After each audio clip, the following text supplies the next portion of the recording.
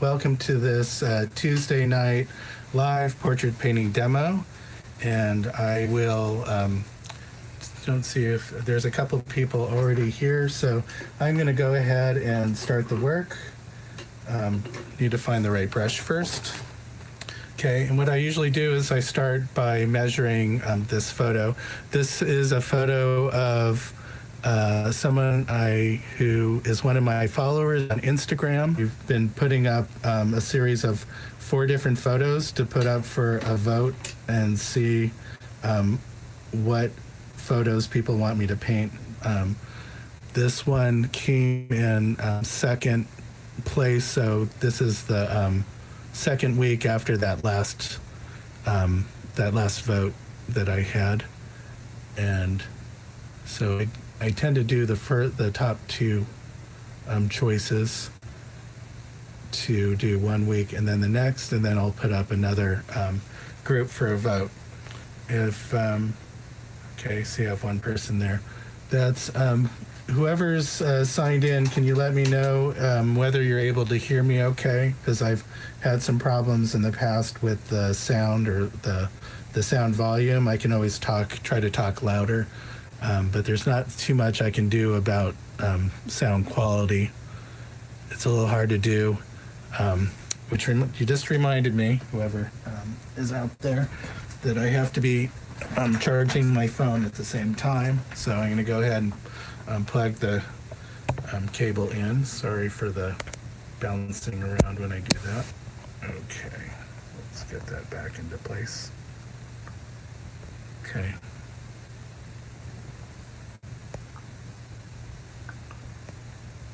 Great. All right, so continue the work. Now it's charging. And I will keep on going.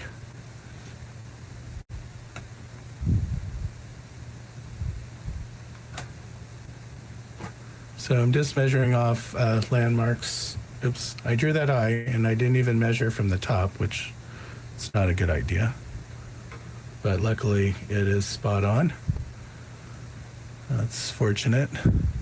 Last week I drew in most of the face only to realize I had it too far over and just then ended up redrawing and painting over my first attempt.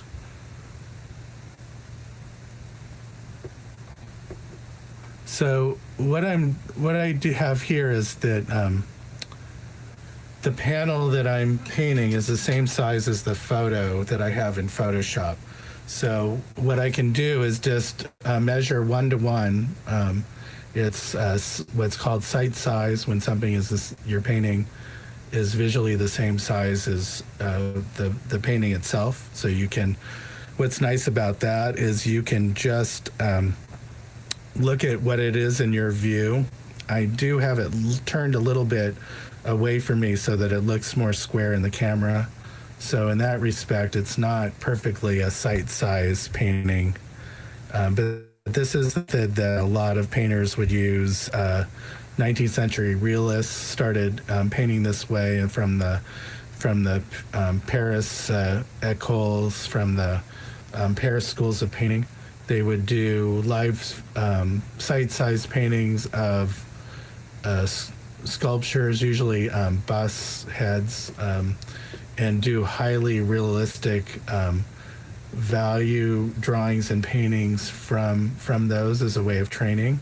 But then also you do that in terms of the models. They would put the models in a sense side by side with the canvas, and then they would stand back and until they would see or be able to see what they've painted in relationship to the model, and then slowly make adjustments so that they both matched visually and together. So they could look at one kind of in a way toggling from side to side. So the way you might have a photo in an app and then look at your painting at the same size and be able to toggle back and forth between the two. And then that way you can see very quickly where the painting or the drawing is varies from the original. don't have any paint on that brush. I'm going to switch brushes because this one is longer, and then I can measure and paint at the same time. Okay. Let's see right there. Okay. So I'm curious to know who's joined so far, who you are, where you're viewing from. I have some subscribers that are from Australia, some that are from across the United States. I have a few across Europe and the Middle East, and it's a little harder for those people to tune in because of course it gets to be pretty late at night. I have one faithful subscriber follower that is from Sweden, and so I tried to do I did do a live video on Saturday of a model named Michael. He looked a little bit like a lost boy with all of his makeup on. But anyway, I ended up doing that at 1 in the afternoon. I tried to get to it earlier, but it took me longer to do all my errands, get all my errands done before I could start painting. So, but then that ended up being early evening for her. But right now, I think it's close to midnight or 1 in the morning for Ellen, who's, I don't know if she's tuned in this week or not. Okay, so I may be spending a little bit more time on the drawing at this point, just trying to get a little bit better, a little more accuracy before I really dive into the painting. I tend not to do any drawing with pencil. I just do some quick indication with paint, and then like to go right into the painting because that's where I do a lot of adjusting to get forms to turn in space. So right now I can see her face, it's kind of angular here. It's a little bit wider here, and then partially because the scarf is cutting into her cheek here, but also just the width here starts to cut quickly. And in my drawing, it doesn't quite feel like that yet. So I'm just trying to get the sense of the shape to begin with, trying to mimic the feeling of the shape of her face. And if something's a little off in that initial drawing of the outer form, then I can feel it. Part of it is just probably not getting the width of the different elements right. So I have her nose just right. Where the scarf starts to cross is a little bit further out. And I'm just going to come in, see if I can match the color on her cheek, which is a blue-gray, slightly has some greens and violets in it, but it's probably like right down the middle blue. And that's about the right value. I'm just going to put a little bit in there because I just want to adjust that initial marks that I put in. And so I'm not seeing the drawn lines so much.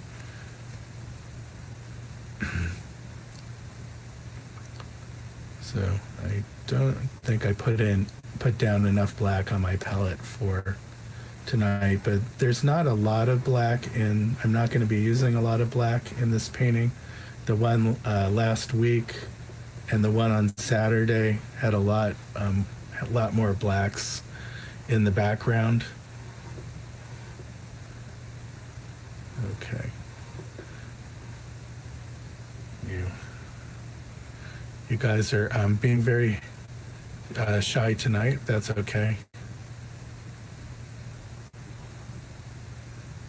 Okay, and this is where I'm not cutting in fast enough right here, which is why the drawing is feeling like it's off.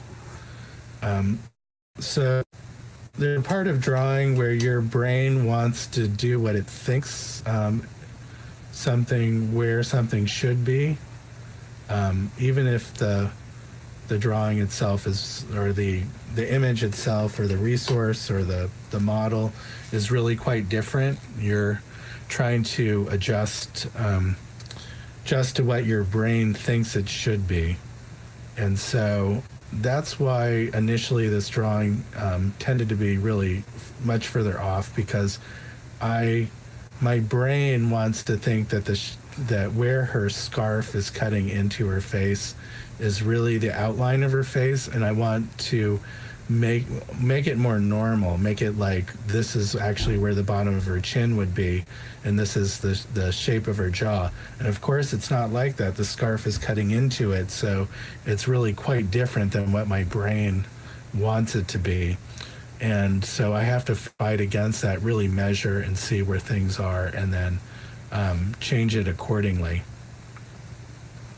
So again, I'm just sort of working shape to shape here a little bit, till just getting a sense of where things are. I'm going to go back and measure the top of her shoulder. Comes to about here. I can think about this negative shape, so I'm going to have to draw this up a little bit higher than it is. Okay, and something still looks wrong. Where her eyes are and the base of her nose, I know that distance is too long, and so real quick, I need to measure again. So I have the base of her nose to start with. I have it too low, so I can go ahead and start to adjust that. I know it's going to be something more like this, and then I probably have the eyes too high. Okay, let me just do that. I can see there's a couple of comments there. I will get to those in a second. So I have the eye just about a centimeter too high. So the combination of having the eyes too high and then the base of the nose too low is kind of throwing the whole thing off.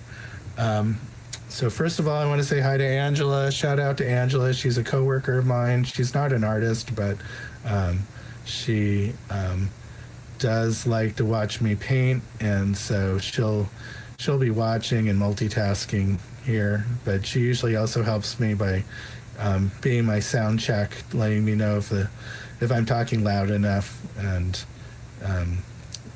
if I'm losing the connection. So I thin with Gamsol. That's if it's similar to Turpenoid. I think Gamsol may be a little bit more refined because it's not considered flammable, because they've removed so much of the accelerant in it. But it's an odorless mineral spirit, and it's made by Gamblin Paints, and it's what I use to both clean my brushes and to use to thin my paints as I work. So, and I like to paint with my paint kind of like a creamy, milky consistency for most of the painting. As I get towards the end of the painting, I tend to want to come in a little bit thicker, especially where the lights of where the highlights of the face are, or some of the lighter areas of the skin. Then I find it more interesting if those areas of paint are thicker and more textural, and then that helps them come forward in space. I think I need to measure those lips again. The separation of where her lips are,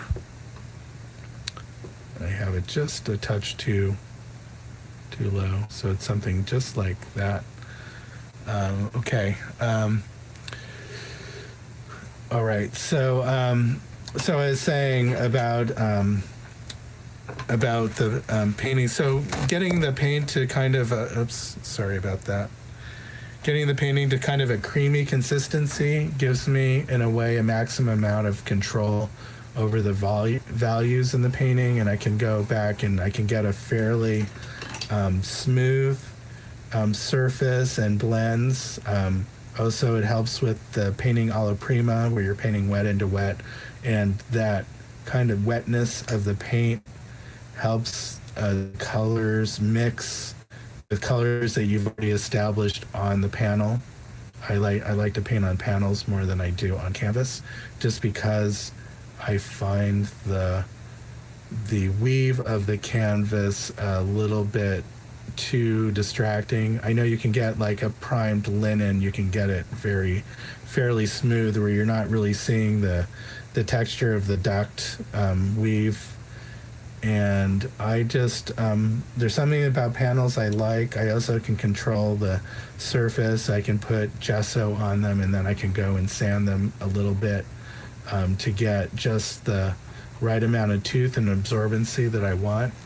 For the most part, for the last few months, I've just been working with a gessoed surface that hasn't been sanded, and that's worked pretty well. Especially gives me enough tooth that I can have a lot of control, but it is a little bit grabby. I don't know if you can hear it as I make as the brush marks. It really does have quite a bit of tooth to it. I don't tend to use other mediums. Occasionally, I'll put a little bit of safflower oil on to mix with my paints too, and that's if I want to do a little bit of transparent areas where I need just a little bit more film in the paint. So safflower oil is a typical paint binder. It's used, Gamblin tends to use it in his cooler colors, where yellowing from linseed oil would affect the color. And so, and he also has a white called Brilliant White, which instead of having linseed, the white is made with, it's a titanium colorant for the white, and then he uses safflower oil, and that gives the white a very bright, cool effect. I intend on picking some up soon so I can try playing around with that. But he has a line of colors called Radiant Colors, which uses all, it's the color pigment of whatever colors have the highest tinting strength mixed with that brilliant white. And that makes a kind of a very bright pastel mixture. And I don't use that just because I like to mix all my own colors and have a little bit more control over the color mixtures, but they may be a good place to start for some people who have trouble mixing some of those very intense light colors, and it's a sort of a premix of those. I don't tend to use Liquin, or I think there was another one that the Gamblin makes, sort of is similar to Liquin. Liquin is a Winsor Newton product, and I'm I can't think of the Gamsol one off the top of my head. But if it comes to me, I'll blurt it out, or I'll put it in the description of the video once it's posted. Okay, so the nose. So I didn't really bring the eyes down yet, and I need to describe the tip of the nose a little bit, because I drew the base of the nose, but the tip of the nose is up here somewhere, and just having just the base of the nose is just throwing me off a little bit. And also she has these shadows that from the underlighting here, so I'm just going to go ahead and just indicate those a little bit so I get a feel of where that is. And I am just going to give a little bit of a light pink for the underside of her nose, just to kind of get a sense of the color and the value that's going to be there. So I made this very dark line for the base of her nose, but if you look at in the photo, there's very little value change there. You can just see that a little bit of indication of where the nostrils are. And so there's going to be a lot of subtlety in there. I want to keep some of the dark there just so I know where I am. But as I progress further, there's just going to be in here, there's going to be areas that are completely lost. The difference in value between the tip of her nose here and her upper lip is so small that really starts to be all the same color and value, and then does get a little bit lighter on the upper lip. So as I get a little bit further in painting, I'm going to make those transitions a lot more subtle. Okay, so I need to bring down the placement of her eyes a little bit, and that's I may go a little bit too far, so I'll have to remeasure once I get there. And so the whites, not the whites, her iris of her eyes are sort of this gray, blue, green. I have some phthalo emerald and phthalo blue mixture here. I will go in pretty strong, and then as I lighten it up and play with it, it'll end up graying some of that color a little bit. But I want to start off with quite a bit of color because it's harder to get color back in later. Okay, let's see where I am here. And that is right where her eyelashes are, right there. I've made her upper lids a little heavy, if you know what I mean. Like, it makes her look slightly drowsy. So if I come back where those eyelashes are hitting, will give the right feel to a little bit closer.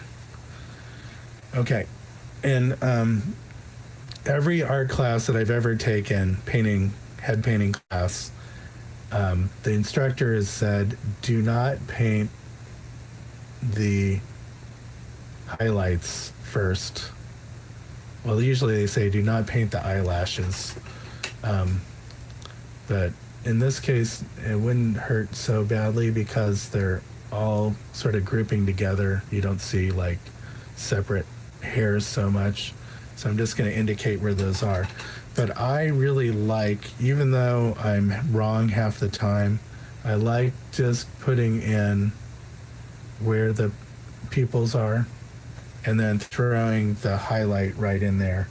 Because what that does psychologically is that it establishes the surface quality of the eyes. I haven't even put in the whites of the eyes yet. Maybe I should do that first before I get 4 steps ahead.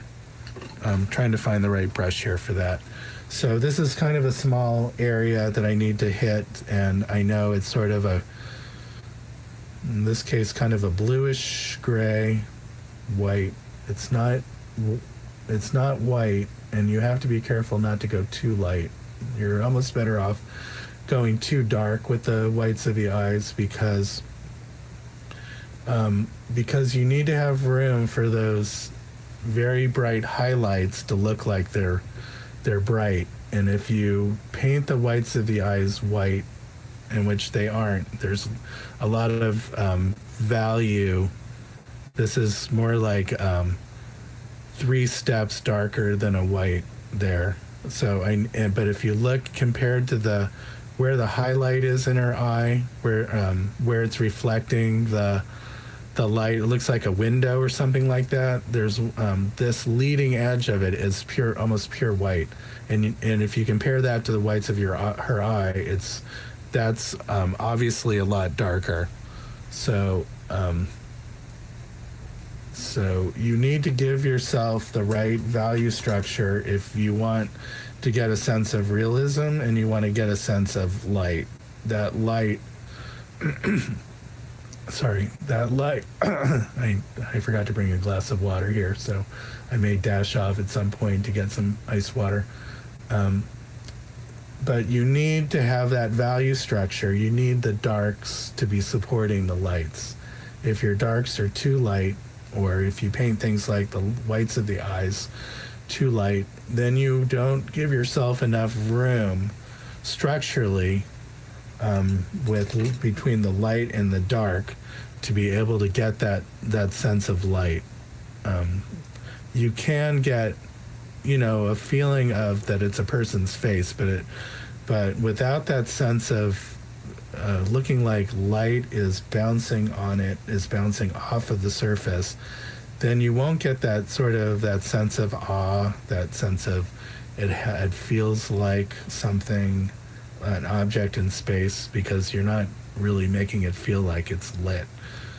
So that takes a lot of work to get that value control, because partially in this case I'm painting on a white surface, and I just know from lots of practice what values to come in with to get to be close to the value that I want towards the end of the painting. But I also can adjust those. But I'm saying because it's white, it's a lot harder to judge the values because everything looks darker against that white background than it will when you get towards the end of the painting. As you surround the colors with other light colors or darker colors, those things that seem too dark will then start to seem lighter. Okay, so okay, so I am so what do I want to do here? I can block in big areas of color and block in where the scarf is. It looks like almost the scarf, there's two different color scarves, but I think it's more about the fact that it's dropping away into shadow. Maybe the dye is different in different parts. It almost doesn't matter. What I want to get is this luminosity around her face. But I can work in two ways. I can put in the major areas of color, or I can start sort of in a central area and start working out. And I think it might be helpful in this case to do a little bit of both. I'm looking for a bigger brush here to, I think I found it. This is a nice big, fat, flat brush. And I am going to mix with this phthalo emerald. Yeah, I'm sorry you can't see my palette. One day I'll work it out so I can show everything. The palette, the resource image, and my painting. But I just have my smartphone, my iPhone that I'm doing this with, and so I'm not able to show everything quite yet. I think it's going to require a second camera and then some sort of controller box that I can put on the screen, put in the live video the feeds from 2 different sources or 3 different sources if I want. Okay, so I'm just painting in, getting a large amount of this color in. Doesn't have to be perfect because I can come in later and do some correction of it. Just want to get a sense of it.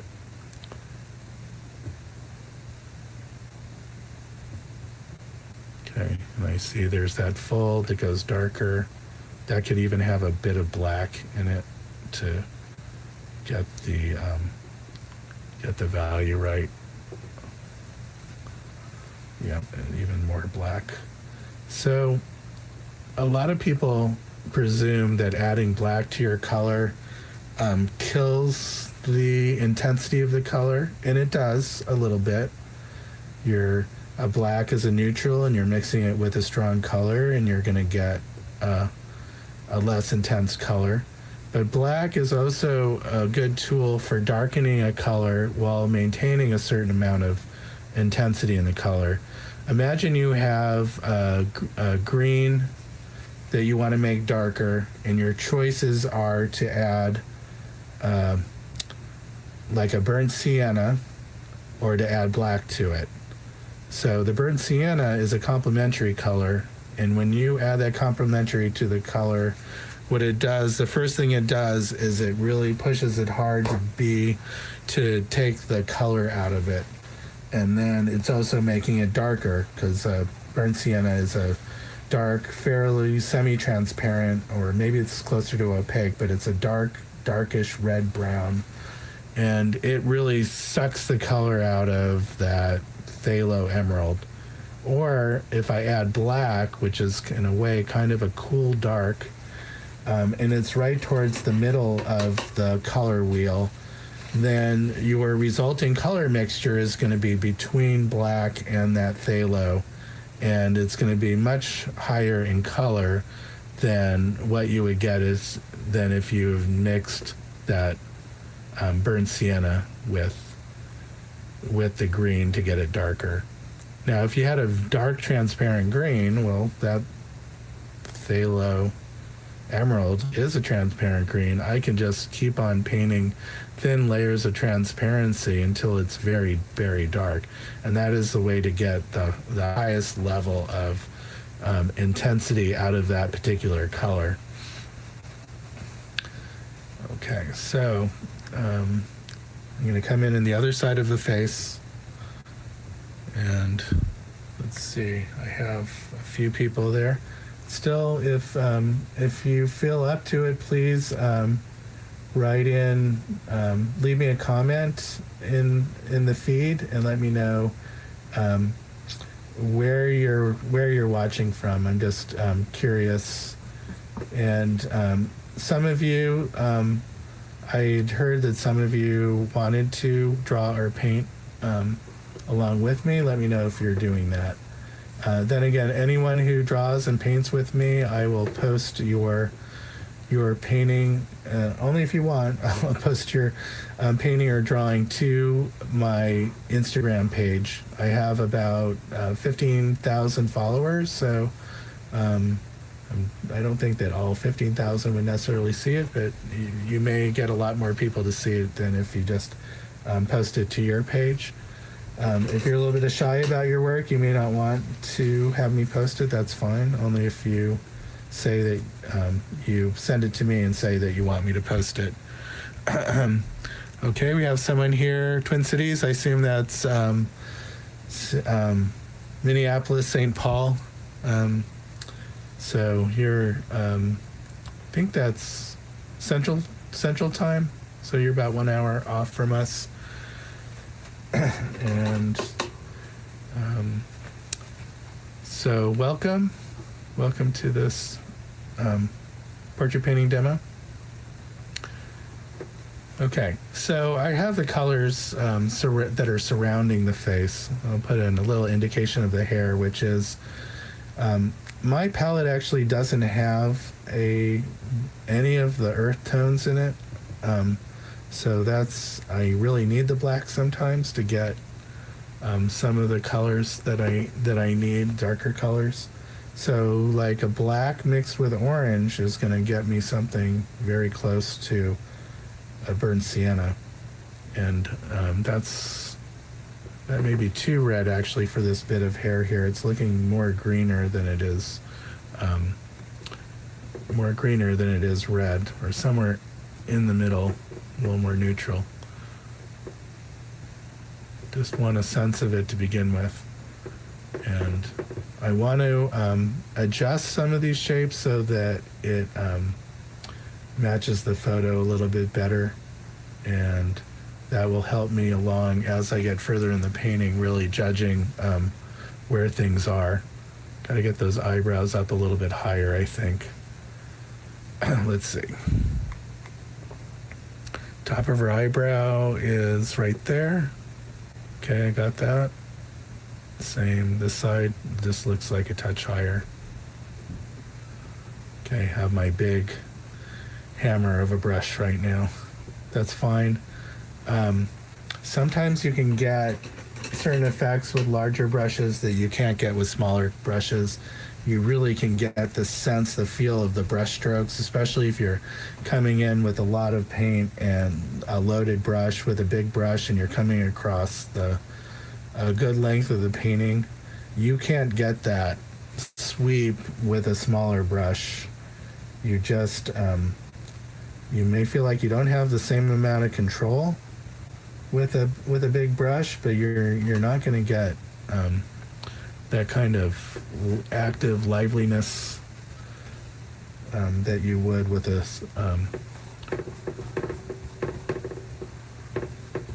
sorry. You're not going to get that liveliness with a small brush that you would with a much bigger brush. Okay. So I have a lot of colors in this mixture right now in her forehead. It's mostly quinacridone red and white, but it has a lot of the blacks and greens that I've been already mixing with the same brush.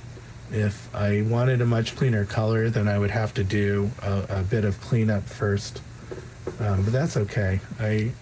There's a lot of very neutral colors there in her forehead. They're leaning pink, but I can see lots of purple here. This is going more towards a pink. There's some greens along her forehead. There's a reddish gray up here, and then there's some bluer grays on this side. And so, but all of those are very close in value, and they're fairly neutral, so that to get that sort of the sense of those beautiful color relationships, they all have to be fairly neutral and close in value. Okay, I'm going to go grab a little bit smaller brush for now. I've got this really worn down filbert here. It's a bristle brush, almost has like a point to it, and that's fine for doing things like those eyebrows that are got some greens and oranges in there, so mixed with black. So I have to just keep on mixing back and forth till I get the right feel to that color. And I think I just have to add a touch of white just to knock down the value. Yep, that's feeling better. So her eyebrows are pretty far from being dark enough to look black. So I look at them compared to the dark area of her hair that's blocked off from the light. So this is much lighter. And Kelsey says that she's in North Carolina painting while watching, but on a commission. Okay, well, sounds like we're painting along, but on different paintings. That's fine, or different subjects. I think that's you mentioned earlier that you might do that.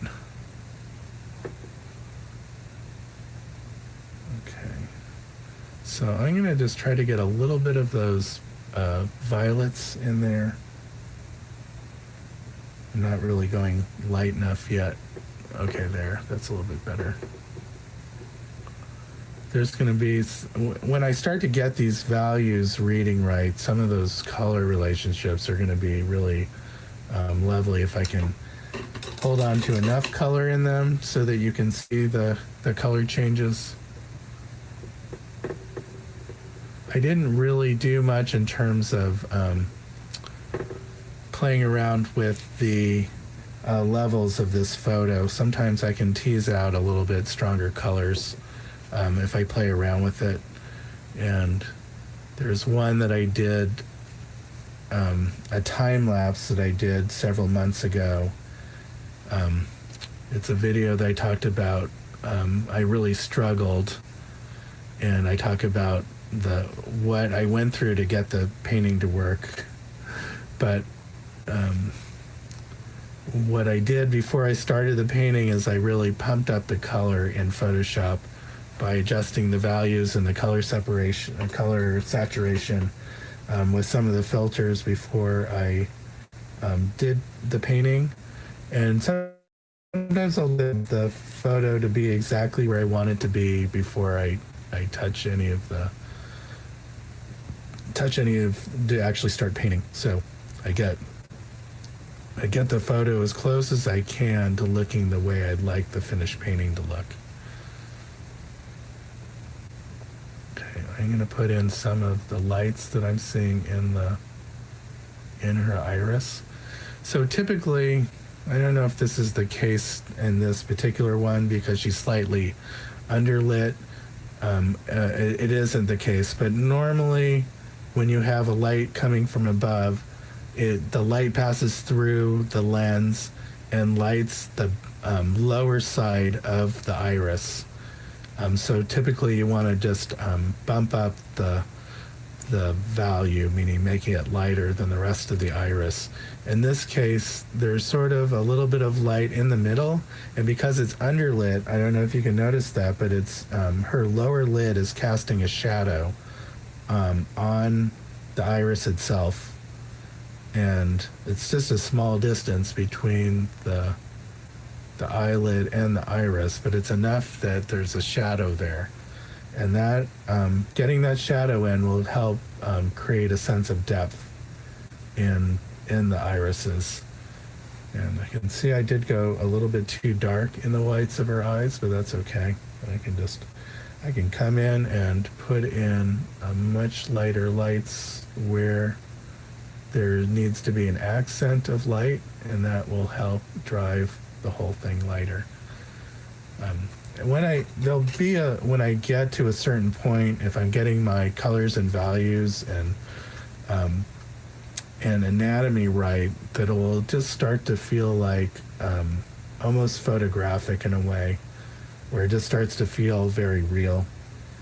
And that's kind of nice when you start to see that, like, oh my God, in the middle of my painting, there's like a real eyeball looking at me. It's a little bit eerie, but it might feel a little bit disfigured, body parts, sort of in the middle of your painting. But it just means that you're doing a good job of getting those values, seeing indicating the details that are necessary, that your brain needs to make it think it's a real thing. And I'm indicating a little bit of the upper edge of that lower lid has a little bit darker and redder, and I destroyed a little bit of the shape of that shadow on the iris, so I'm going to just go back and paint it in. And then I'm going to try to hit some of those higher value notes that are on the actual light on the iris itself. And looking back and forth, I can see I need just that very thin orangey dark separation between at the top edge of her eyelid, where the crease is, the fold of that eyelid, then it comes around and drops down. So, and then I need to come in with that pink, very light pink that's above that. And I have to clean my brush and get a lot of white in there to reach that color, that very high key pink color that's right up there. And I have to bump her eyebrow up a little bit.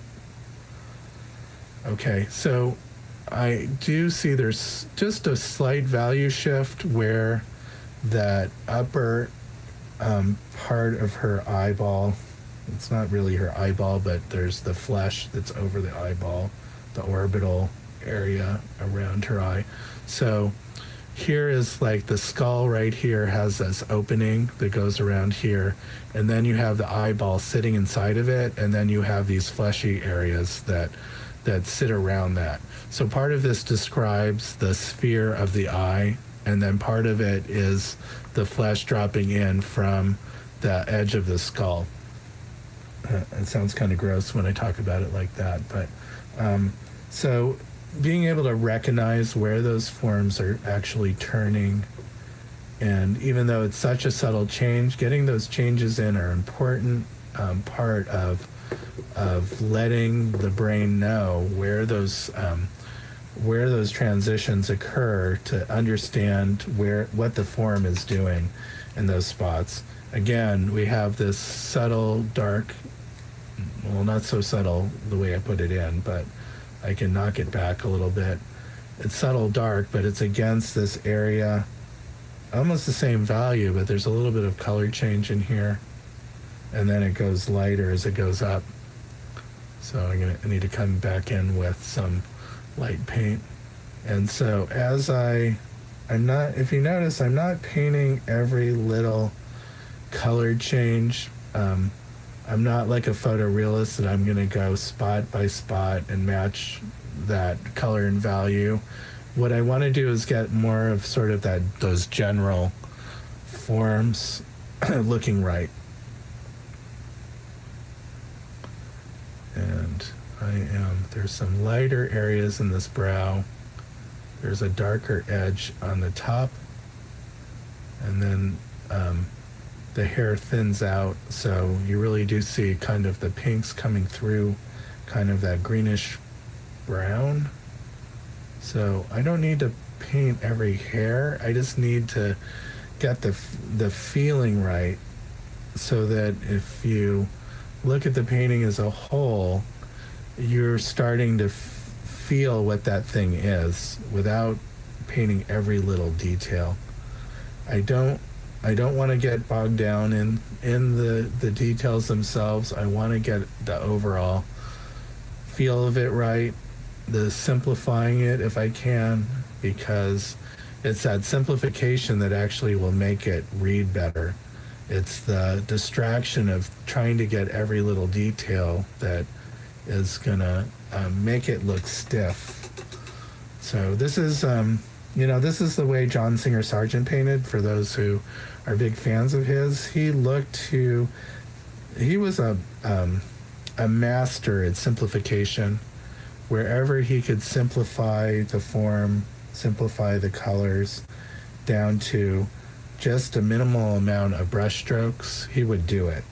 It may have taken him hundreds of passes to get that simplification, which it seems kind of contradictory that he would have to paint something 100 times to make it simpler. But that's what he was after, and so that's what he did. He would, if something wasn't looking right, instead of just painting over it, a lot of times he would scrape it back to the bare canvas and then just paint it again and again and again until, you talk some of diaries of the sitters, some letters of the sitters would talk about how they came and sat 80, 100 times for him before he was finished with a painting. And then you go look at the painting and it looks so damn simple. So he was after a certain kind of magic trick, I think. And the magic trick was making something that was actually quite complex and quite difficult look like it just kind of happened with ease. And of course it didn't, but maybe it was easier for him than most people, because he had excellent control over colors and values and brush control to get just the effects that he wanted. But he also was a kind of a perfectionist, so even if it was very close, sometimes he would want it exactly the way he wanted and would work until he got what he wanted. And he didn't often talk about his technique. What we do know is from people that were his sitters or observed him painting, or in some cases students of his would talk about his technique. But a lot what you can tell is from the painting themselves. Descriptions of how he worked, how he approached the painting. He would often stand back at a distance and look at the painting and then look at the model, look at the sitter, look back and forth, not doing anything for long stretches of time, and then dashing forward and putting down one stroke or several strokes, and then going back and standing at a distance again and observing, and deciding where he was going to put down. Each stroke was just so intentional. And then at the end of the day, if it wasn't completed, if it wasn't where he wanted, he would rub down the whole painting, sometimes a whole face. He would knock down all of the detail and just leave sort of a blurred version of what he would paint, what he had painted, and then he would come back the next day. He would sort of, his idea was that it would, he wanted everything to be done right on the first and final attempt, meaning that he would knock everything back that he had worked on the day before. So the next day he was kind of working fresh, a new kind of fresh start, but he would have a lot of the indications of the day before, kind of the shadows of the paint that he had put down. And so that's the way he worked. I work in a similar kind of way, but I'm not so exacting. I know I don't have the same level of control and the ability to create that sense of realism, but I like the whole alla prima. I don't always, I won't wipe something off. I'll just leave it and then paint over it. Sometimes I'll come back, and even if the painting has dried, I'll just come back and work over it. So I won't have that same level of freshness that his paintings had. But, you know, over time, some of his paintings haven't held up very well because he had so many layers of paint from trying over and over again. One of my favorite paintings is a painting of Miss Elizabeth Swinton. It's this light-haired, blonde-haired woman, longish hair, with a kind of a gossamer sleeved gown, and it had, but her arms were bare, so there's the gossamer came over her sleeves and was quite satiny, glistening, and you look at her, the painting part of her face, and it's the face is almost all done in variations of whites, and it's caked on quite thick. And if you look closely at the painting, it's really quite badly cracked. And I think that's just because of the immense amount of paint that's on the surface from him working over and over it so many times. And some of it's just from age. Maybe my paintings won't hold up so well over the years, and so we'll have to see about that. Okay. So I have to adjust some of these lights and darks in here. I don't have there's this greenish shadow that's on the side of the nose that's kind of near her eye, and I didn't have it quite in the right place, and I don't have the shadow of the nostril quite right yet either, but those things I will adjust as I go along, and I'll keep on looking back and forth and adjusting those until I get kind of that sense of realism that I'm looking for.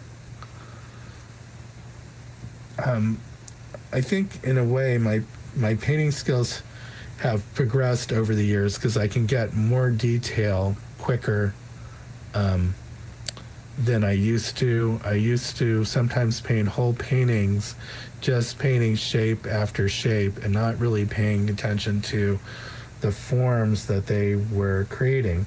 And so I would do a whole painting and not really have painted like the forms, the smaller forms in the nose or around the eyes. I'll just put in kind of the bigger shapes.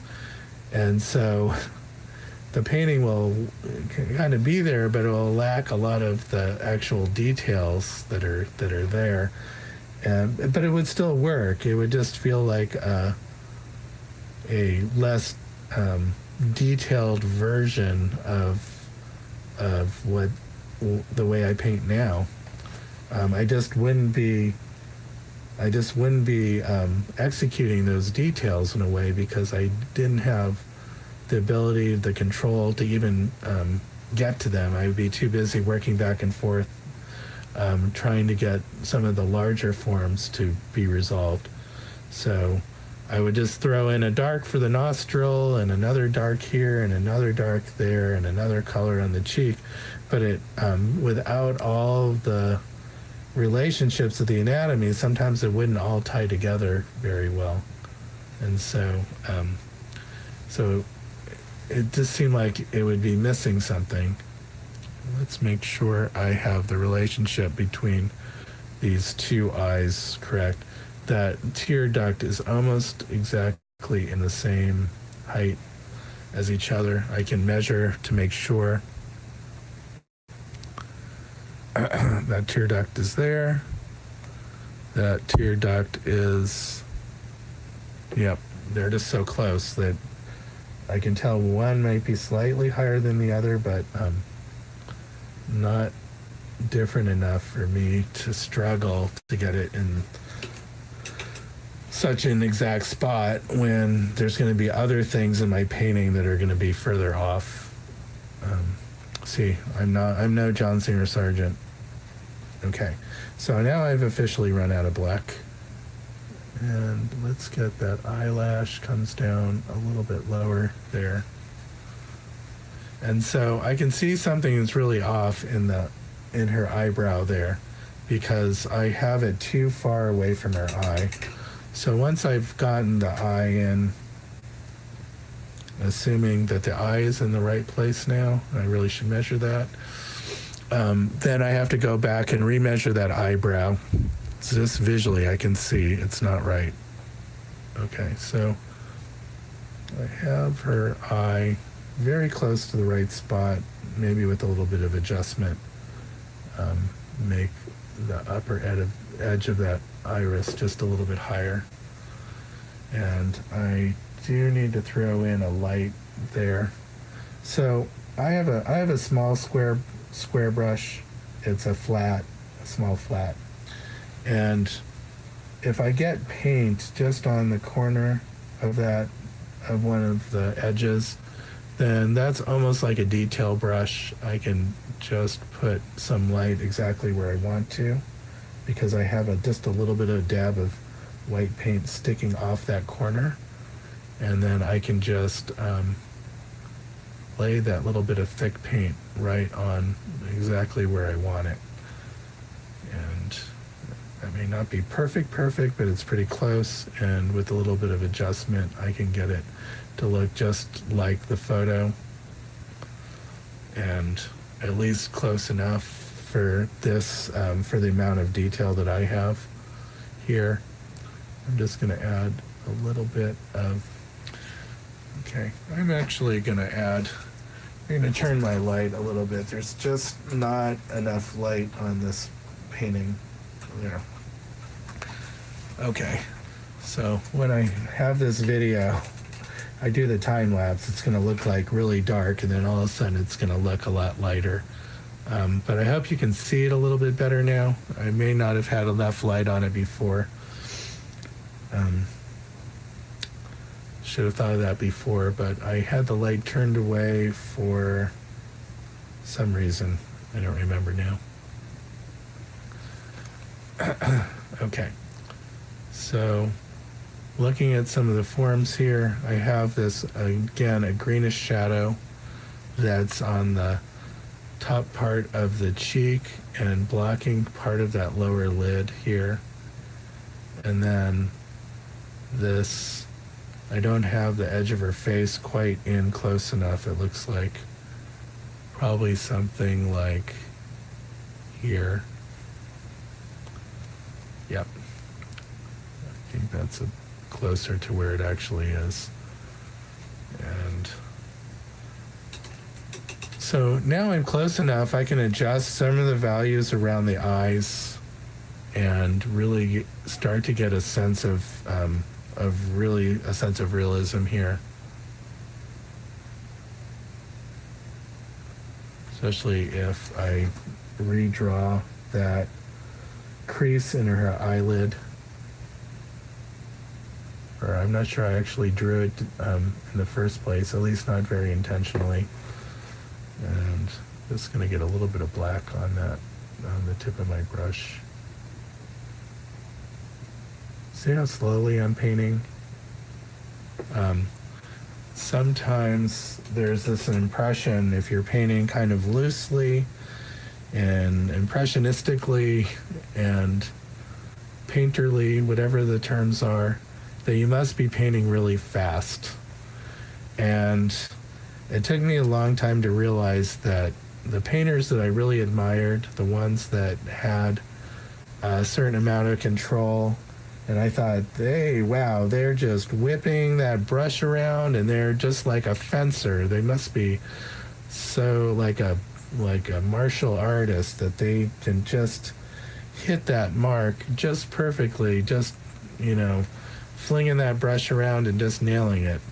And so after watching a few videos of painters that I admired, I started to realize how slowly and deliberately they painted some of these areas, that they were coming in. It almost seemed like a painful period of time just to put down one stroke. And then I was like, well, wait a minute. I thought they were like acrobats flying in the air and putting down that stroke of color just like after a 360-degree turn flying in the air. And what's the meaning of this? That they're doing it like in slow motion. And so I began to realize that no, that's how if you want to get that level of accuracy and have it feel fresh and right the first time, that you actually do have to slow down and paint it much more deliberately. No flying in the air, no, no one's watching you do it. They were on video and I'm sort of live on video, but the artistry is in not how graceful you are in the process of painting it. The art is what the thing looks like when you're all done.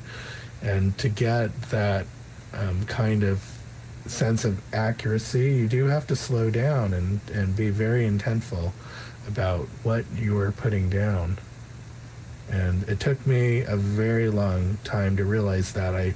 I suffered through a lot of paintings where with each brush stroke I was putting down, I was wiping out a lot of the hard-fought work of previous brush strokes, of flying through the air and having to get it right once in a while. And then I would come back with other brush strokes after that and totally mess it up almost with every next stroke. And what I found is it's not so bad to paint in a way that there's some percentage of what you're painting is destructive to what you already have down, because that does create a lot of interest. But if what you're putting down is messing up everything that you've already done that you've thought was working, then it's not gonna take very long before you've messed up everything that you've worked so hard for, and the whole thing just starts to fall apart at some point. It just wasn't a good way of working, but it took me a long time to get there before I was like, oh, okay, I can paint really rapidly in the beginning and get lots of paint down, but if I want to get the painting to look the way I want, I really do have to slow my heart rate down and be like one of those triathletes in the Winter Olympics where they have to ski and shoot, and the event that I'm talking about. It's like rifle cross-country skiing, and then they have to shoot a target after they've been going several miles on cross-country skis. And the key is that they have to train their heart just to stop pounding so hard so that they can hold the rifle steady to hit their mark. And takes a lot of body control to do that. Now, I'm not saying that I have to do that, but there is kind of a steadiness that you kind of have to get to that allows you to get that mark, put those marks down just the way that you want. Okay. So now I'm just doing a lot of looking back and forth between the photo and the painting, and seeing that, looking at the angles of things and the shape of that eyelid. I'm going to redraw that crease for the second and third time, so it's just a little bit closer to where it needs to be. There's a lot of orange on that upper lid that I don't have yet. And there is, so some of the formula that I use for painting eyelids is not present in this painting, where the center of the lid is usually catching the light with a light source that's pretty close to straight on. In this case, the light is, there's a little bit of light over on this side. I painted that much too bright. I'm just going to come back in with a dry brush and knock most of that off. I also need to come in a little bit lighter in the whites of the eyes. I do have a little bit too dark. So just, again, slowing down, having a little bit of control so that I can see the tip of the brush and where it's laying down and getting those marks in. And then looking very closely at the shape of that eyelid and there's just a little dark here where the eyelid touches the white of the eye, and have a little bit of light. It's hard to tell. There's a little bit of artifacting in this photo, if anyone knows what artifacting is in a JPEG. And I might need to put reading glasses on for this. Where are those reading glasses when I need them? Hold on.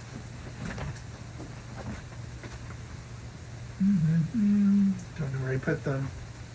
Anyway, I can live without it. If I get a little bit more of a detail brush, I think I can do it.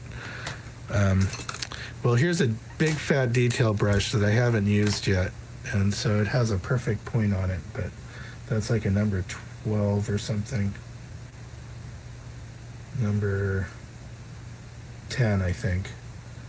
Yeah, it's still even a little bit stiff, still has the sizing on it, but that's going to allow me to put this little bit of light in here that's just along the eyelashes, just a touch. Okay, so now the values are very close. I still want to adjust that upper lid a little. Oops, now this is what I'm talking about, how I wasn't careful and I just smeared some of that eyelash into the eye where I didn't want to. And so now I have to go back and fix that, or maybe fix just part of it, because there's only part of it that's truly dark. And then it gives me an opportunity to adjust the iris a little bit and the placement of the pupil. So I am going to do that. But that's where I'm saying, like, if you don't slow down and you're not having at least a certain amount of caution, then you're going to just start ruining things. Ruining things that you've already painted. I just want to say, but you also have to be careful that you don't make everything in your painting so precious that you can't adjust it. One of the things that happens is often that you'll paint something and it's just not quite in the right place, it's not the right value, but you like the way that thing looks in isolation. But in terms of the overall painting, it just may not be working. And that's where you really have to then have some discipline and repaint something that's already painted. And that, for a lot of people, could be the biggest reason why you're not having success in your paintings, because of that fear of fixing something that needs fixing, the fear of not being able to paint it again as well as you already have it painted. And that's something that held me back for a long time, and then I just got over it and realized, no, I got to fix those things, and I got to, doesn't matter how good it looks, it won't look, the whole painting won't look good unless I repaint that thing. And even if I don't paint it quite to the same quality, in a way, it doesn't matter. As long as you get the whole painting working, then that little, no one's going to care whether you had a perfect eyeball in a horrible painting. I'm just telling you now. No one's going to put it in the museum if it's like, oh, well, this was one of such and such finest works. I mean, at least the eyeball is his finest work. The rest of the painting. So here I'm talking. I'm getting a little crazy here. So yes, no, there's no paintings in a museum that horrible paintings with a perfect eyeball. It's usually more that it's an okay eyeball, but the painting is gorgeous. I mean, look at the eyeballs. Look at some of the paintings of Rembrandt, and look at how thick and abstract some of the features are. When you get up close to it, it just looks like big gobs of crazy paint. But when you stand back and look at it, it just looks like pieces of skin that you can just go up and grab. And same with some of Sargent paintings. It just looks like a mess of paint up close. But when you actually then get up close, I mean, back up from it, it all comes together in such a gorgeous way. Okay, so there's a lot of subtleties going on here that I'm working really hard to get.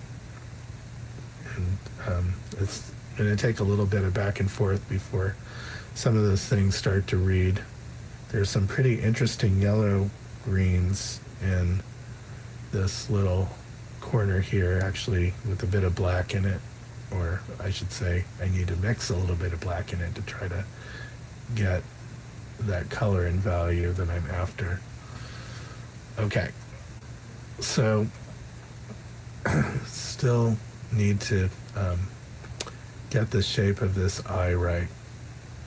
The edges aren't pointing kind of in the right direction. I don't have this tear duct pointing down enough to get the character of her eye. If you look at Shae's eyes, they kind of have this this nice almond shape to them, and the edges, the corners of her eye are kind of pointing downward, and it kind of creates a certain sense to the eyes that I'm not quite getting yet, because I don't have those corners quite making the right shape yet.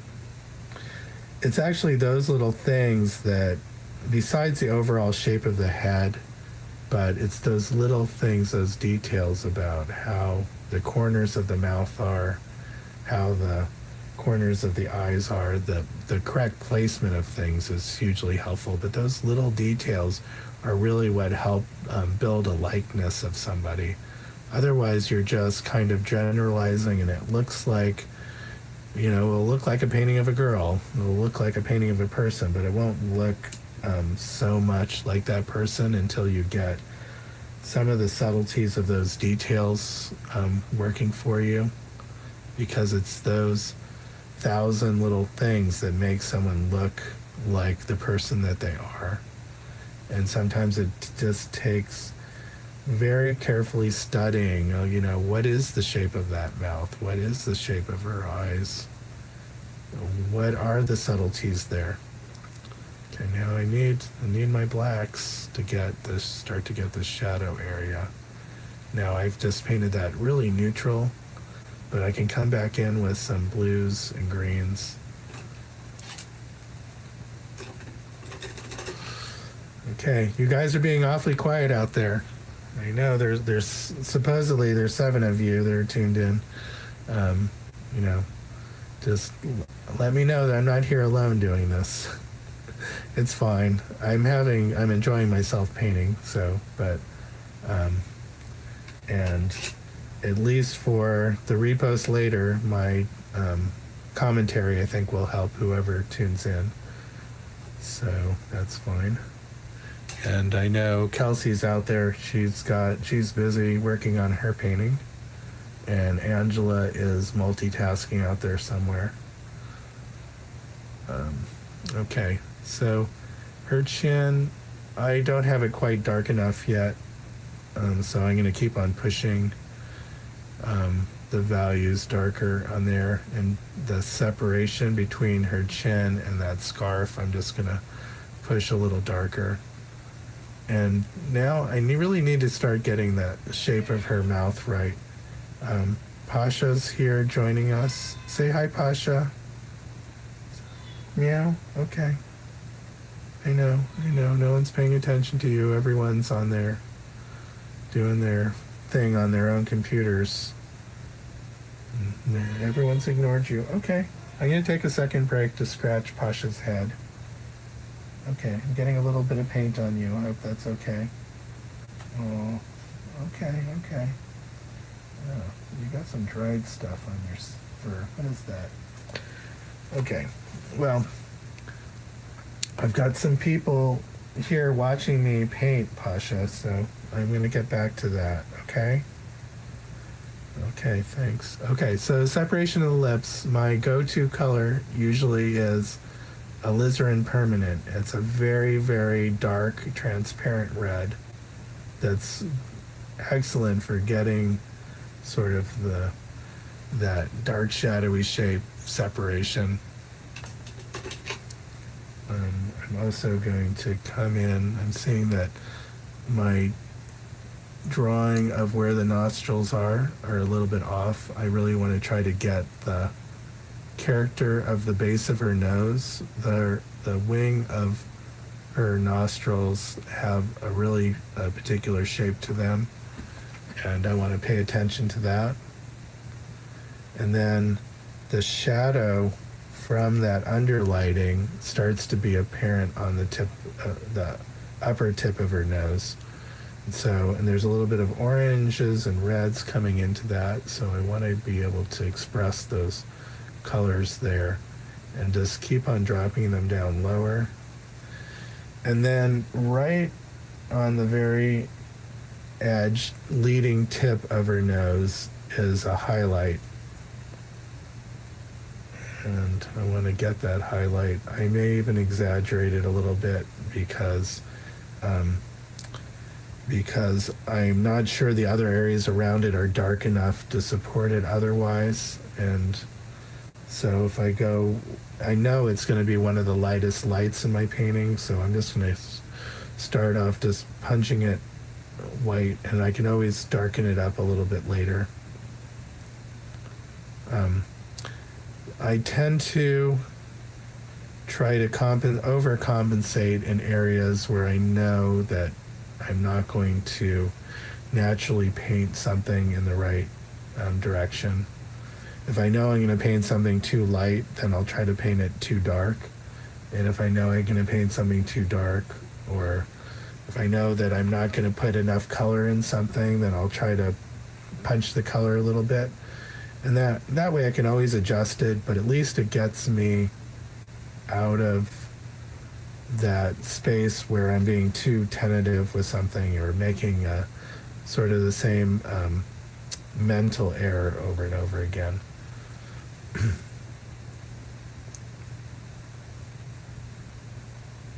Okay, just working on the shape of that nose. And that highlight, I need to come in even higher than I did. And this is where it's a good thing I came in too white, because now some of the colors that I'm putting down are mixing with other colors that I've already put down. So I'm really going to struggle to make it light enough. Also, there's this really lovely bluish, I think I'm going to get there with ultramarine mixed with white, sort of on the side of her nose, sort of purpley bluish color. Let me get a touch of the dioxazine purple. Very high tinting strength, but that's almost not light enough yet. Tinting strength is the ability for a color to hold on to its saturation level when you've mixed a lot of white with it.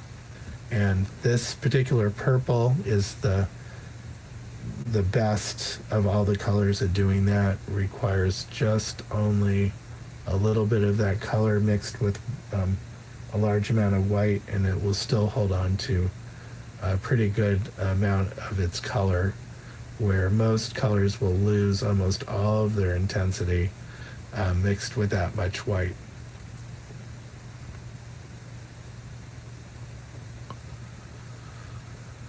Okay, so can see there's some things that are still off in the drawing. I don't have that eyebrow quite low enough. And I don't quite have it the right shape either. That's probably what's throwing me off. So there's a part here, the upper part of the eyebrow cuts a little bit faster here. And then curves around, and then there's a little more eyebrow here. And I didn't make that quite dark enough, but that's okay. This is where you see some of the flesh tones coming through the hairs. And so I don't have to draw every hair. I can squint down and approximate that color. And that's what your brain will do too. When it sees an approximation of that color, it will understand that there's some hair and some flesh tones coming through in that mixture, and it will automatically interpret that as thinner hairs in that spot. Thank you, brain, for doing all that work for us. Where my brush strokes fail to put in all that information, your cerebral cortex does all the rest. It's amazing. Okay.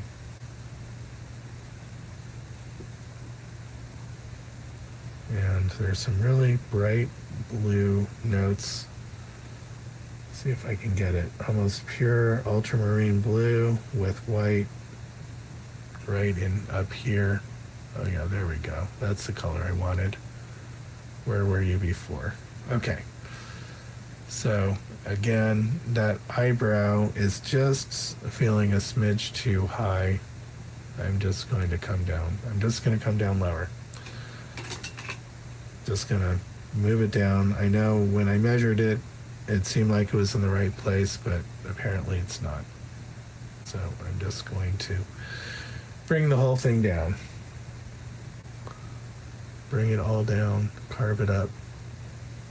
Okay. So yeah, oh, that's feeling better. Okay, I don't know what I had off there. It's almost worth not looking back and just figuring something, I was measuring something wrong somehow, somewhere. And of course, now the other eyebrow is too high, obviously too high, so I have to do the same thing with that other eyebrow. And it's got some violets on the top edge, so I'm just going to get some very light violets, and I'm just going to start carving away. Oh, not enough white. Or maybe it was right, I didn't have it painted dark enough before. So I'm going to try to get that value again. Oh yeah, that's actually perfect because I wasn't dark enough on that side. So that's going to help us turn that form a little bit. I'm going to try to get that the shadow that comes across right here, start to indicate that. That's helping us read that form.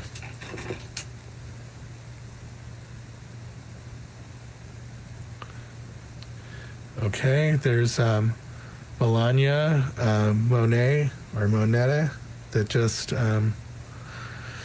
sent me Comment, watching with husband from Alabama. Both are painters. Well, welcome. I hope you're enjoying this, and I'm hopefully some of what I'm saying doesn't just sound like complete nonsense, but I mean, it makes sense to me, but you know, once you say it out loud, you just never know if anyone ever truly understands what you're saying. But I can start to see if I can get a little bit more values in the face filled in. It is starting to feel the way I want it to feel. I'm starting to feel the shadows in the face. I'm starting to feel where some of those forms are turning and getting some of the subtleties around her face. These little marks around the eyelids, a little bit of redder colors that are, I don't want to call it blotchiness, but they're just patches of a little bit redder or lighter, more intense color in her face and her cheeks, and getting the colors and values right as I work, just adjusting those is really helping get those things to read properly. Okay, just need a little more reds and violets. So I can't really show you my palette that easily right now, but I just have a big mess of tints of whites and colors mixed around on my palette, going off in all kinds of different directions, and I just keep on, wherever I want to go in a section, I'm just picking up already existing colors on my palette, pools of color that are already in that direction. Sometimes I just need to go back and find some, mix some pure color. So if you see right in here, there's a light area that's has a lot of red in it. And the only way that I'm going to get that is by really cleaning up my palette a little bit, making a clean area, cleaning up my brush, picking up a little bit of the quinacridone red, just a bit, mixed with a lot of white, and a lot of white apparently, because I was closer to equal parts of each, and that was not the thing. Okay, so now I thought I cleaned it up a bit, but I may have to go just a little bit darker to get the color to read, and then make sure that I'm darker and grayer around the edges of that color area. And then just see, just alongside the nostril, you can see that red really starting to show itself. So that's helping getting that color to read properly. I'm going to drop this nostril down a little bit lower, making it thinner. Okay. And I'm missing a shadow on the side of her nose. Some violets and reds in it. Okay, this is where I gotta slow myself down, get my heart rate down, so that I can come in with the kill shot.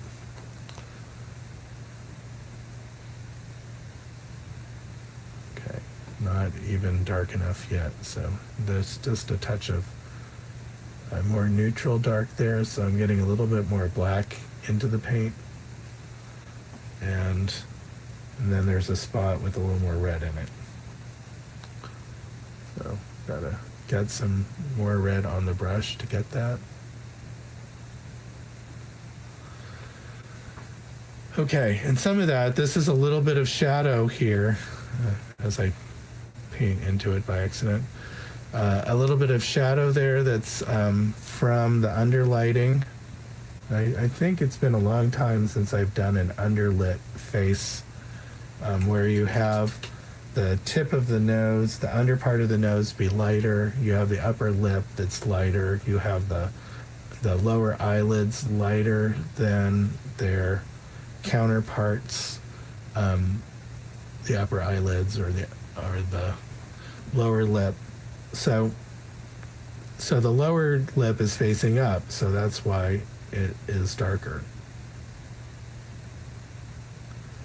and the upper lip is facing down, and that's why it's lighter. The eyelids, the lower eyelid is facing down, so it's catching the light, where the upper lid is facing up, so it is going to be darker. So I just need to, even if I don't have the values exactly right, I want to make sure that I have those value differences between the upper lid and the lower lid. So I'm just coming in with some lights there to really, and then I want to carve up a little bit up towards that tear duct to get to get that right shape. Okay, so still there's some things a little bit off in my drawing, but I feel like I'm getting closer and closer, so that it gives me a place where I can really start to do some fine tuning on some of these shapes. Little things. I mean, it's just sometimes it's the face has just where you've indicated in the painting just may be so subtly off, but that little distance sometimes makes a huge difference. So just going back and adjusting, making fine tuning of those things, just can make the world of difference. Sometimes if you look at a lot of portrait paintings, sometimes you'll see ones that it looks really good, but there's just something a little bit off about it, and it's usually those measurements of where the relationships are. They're just a little bit off, or the value structure is just a little bit off, and you just see it immediately. It just doesn't feel right. And as you get more practice and as you do more and more, then you start to get a lot more control over those subtleties, and you also realize what a big difference they make in the quality of the outcome. So then you learn to spend more time and be more careful about getting those relationships just right. It makes a big difference in getting things to read properly. Here, I've made that transition too strong right here. I'm just going to knock it back a little bit. And then I have this a little bit of greenish, yellowish light that comes in right in the spot.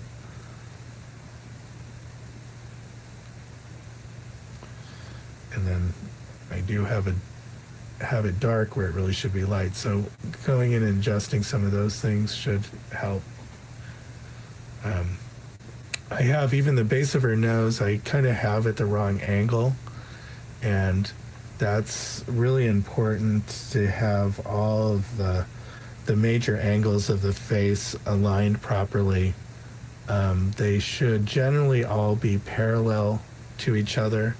So if I look at the mouth, the base of the nose, the eyes, the eyebrows, they all should, unless the expression dictates otherwise, there should be in a general alignment of all those things. And so coming back in and adjusting those alignments also really help. And the likeness, and also making it feel like the anatomy is right. I am going to have to take a 30-second break to get some ice water because my voice is going to start to go otherwise. So bear with me, people. I will be back in a flash.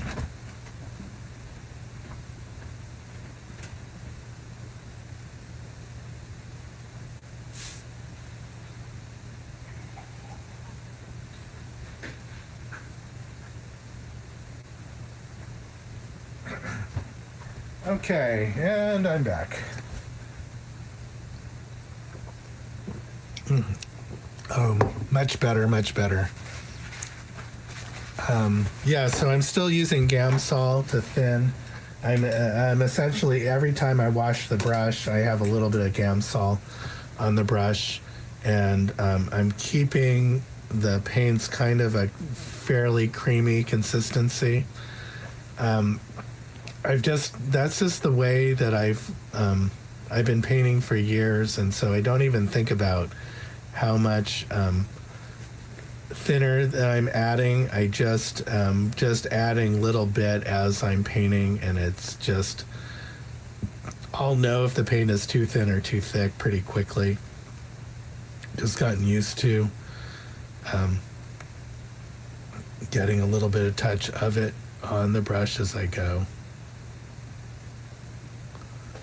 I know there's some painters, they're very intentional about how much of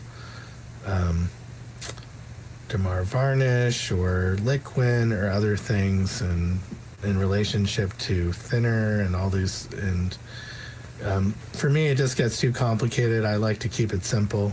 I can do a good job with just thinning the paint with the Gamsol, or like I said, occasionally a touch of, and sometimes I'll pour the safflower oil right into my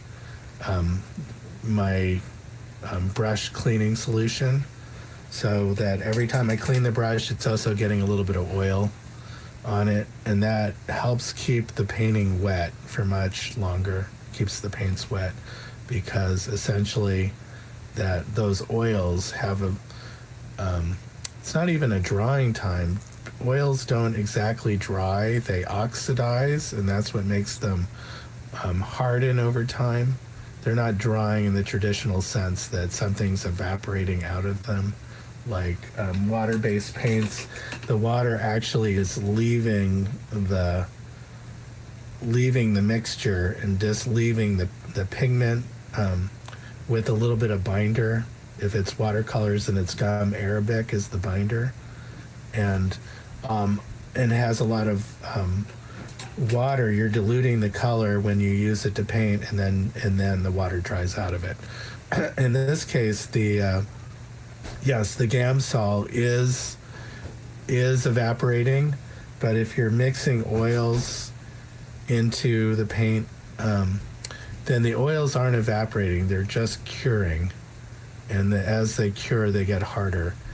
And this is actually why paintings crack as they cure. I'm just talking out of my rear here, but those oils in the paint are curing at different rates, and then sometimes the thinners will get also trapped in the paint, and they have nowhere to go, and subsequently will the painting surface will dry at different speeds, and the paint will shrink at different speeds, and it will crack the surface.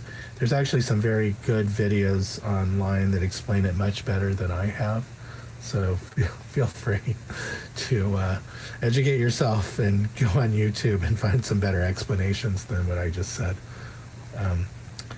Sometimes I say things with authority. Angela probably knows this a little bit, and it'll just sound like I know what I'm talking about, even though I don't. And then people just assume, well, he must know what he's talking about. It sounds like he knows what he's saying. But I try not to make stuff up that often. I try to, when I say something, I try to actually know what it is that I'm talking about. And if I don't, I'll just say so. I don't have to be one of those people that's right all the time. That's just way too annoying. Okay. So let me see how I'm doing here. I have to shift around a little bit so I'm getting these things sort of the same sight size, so that I look at both and they're essentially the same size and the same angle, so that I can see where things are off pretty quickly. Sorry about my voice there. It's let me get a little more water.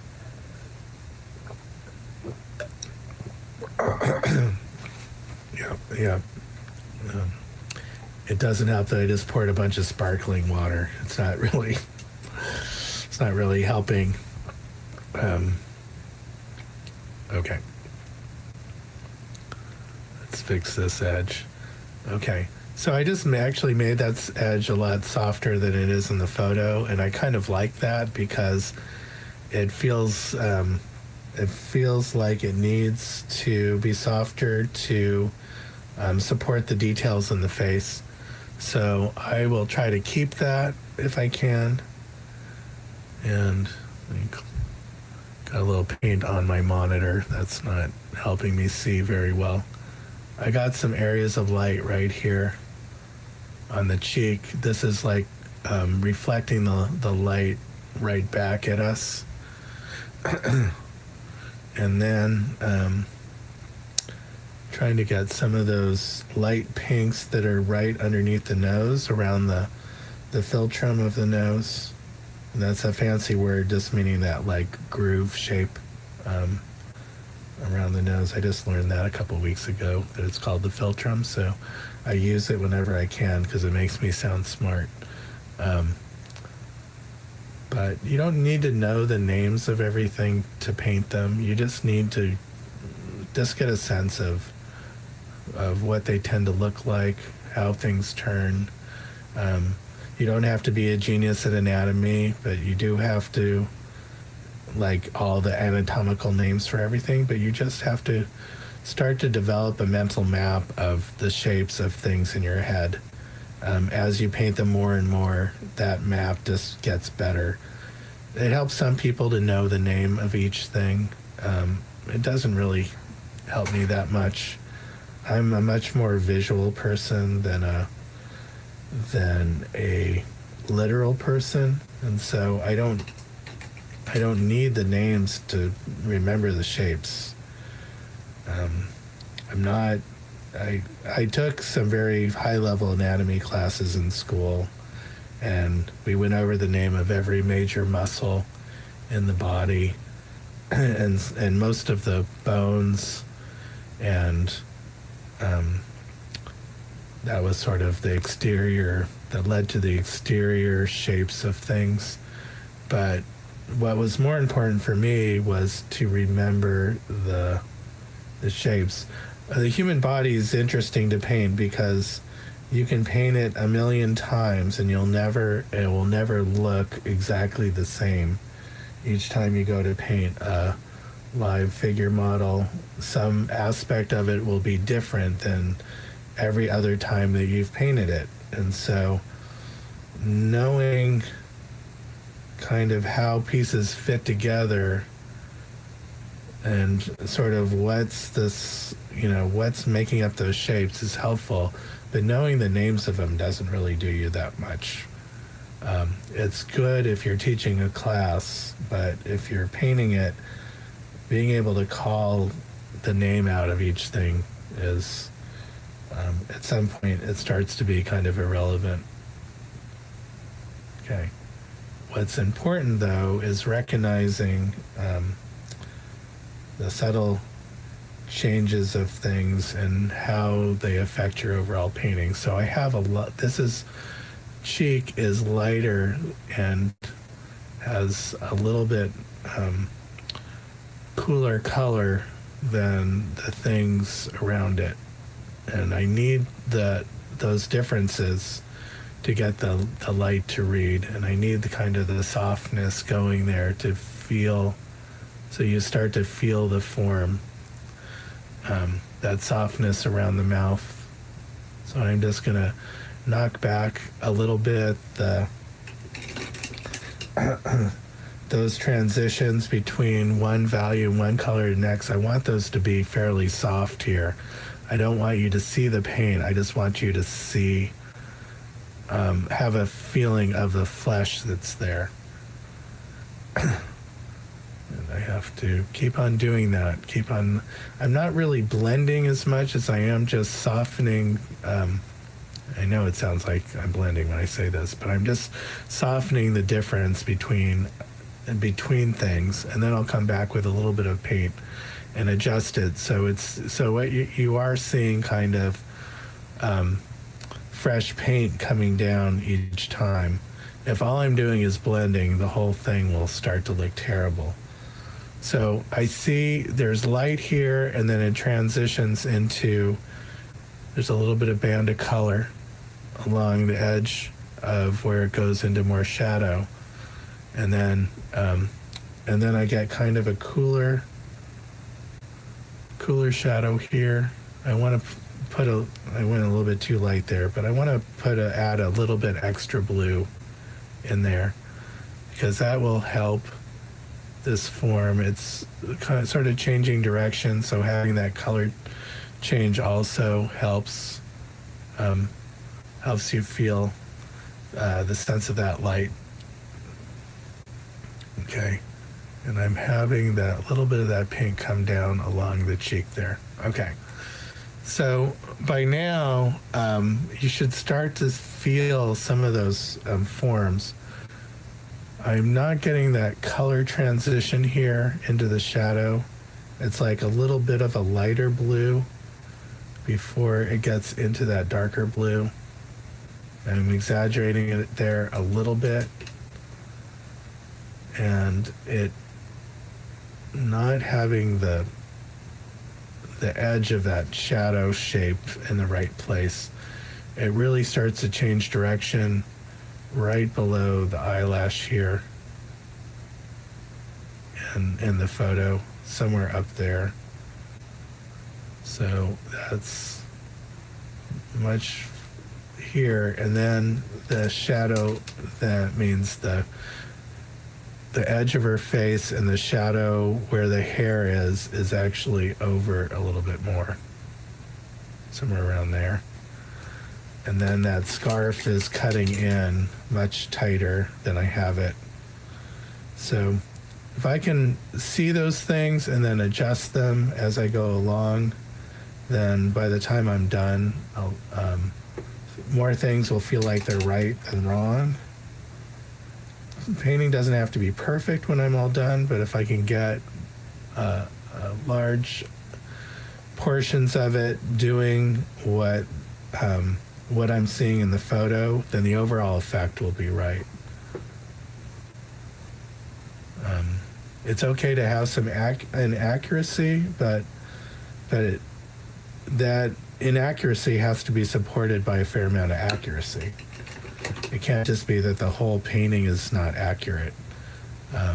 You need to have enough down that is to give that sense of realism. You have to have enough that's right so that things are feeling right overall.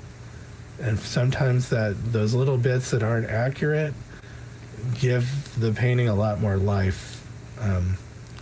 So some degrees be more accurate, but also loosen up a little bit. Mm-hmm.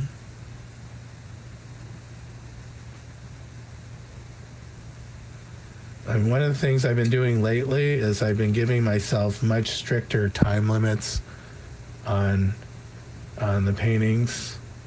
Right now I'm close to the 2-hour mark. I've been going 2 hours generally. I think I want the extra. Gonna go 2.5 hours tonight, just so that I can get some of the rest of this background in, get her indication of her hand, some of the shoulder. I think part of it is I have stopped quite a bit to explain some things, so that has slowed me down a little bit. On the other nights, I really did power through during my explanations and didn't stop, so I was able to get most of the painting done in that 2-hour time span. And in each one, I did work a little bit after I went offline. It's just a little bit easier to slow down and to look and make some finer adjustments when there isn't an audience.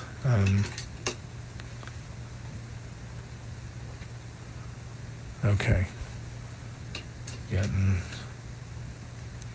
Do some lot looser strokes in here. They really don't matter.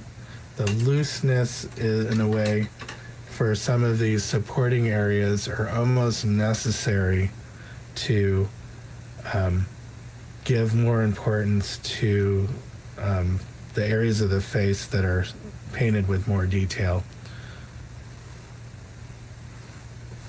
Right, I can come in with some fairly large strokes there. Those might be the finished strokes here, so I want them to see if I can get them to feel right right off the bat.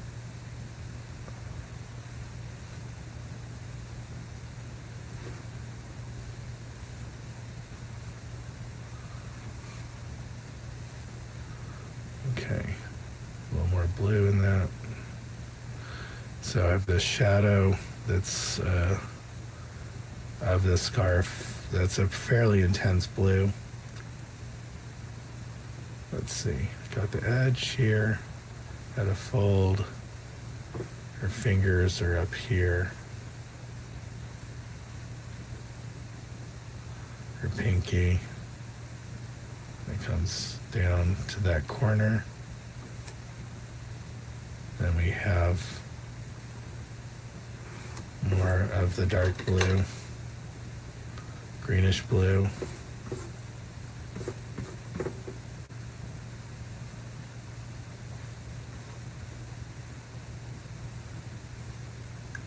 Right now I'm painting sort of the negative shape of the fingers. If I'm accurate enough, that hand will come together pretty quickly.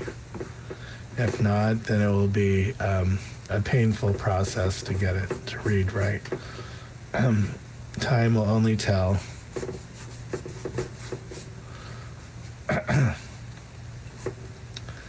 Okay.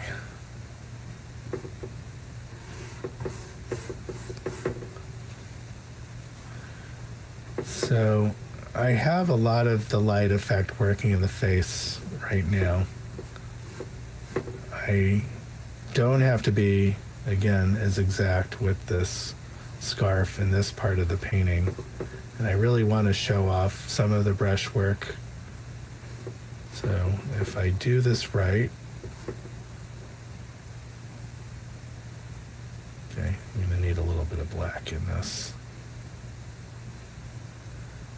Those colors are starting to feel a little bit too punchy without any black in them. So the black is just helping kick back the color a little bit so it doesn't feel like it's some kind of neon light. And again, those darks are needed to help support that feeling of light. So I'm going to take another about 35 minutes to finish for those that are in our studio audience tonight.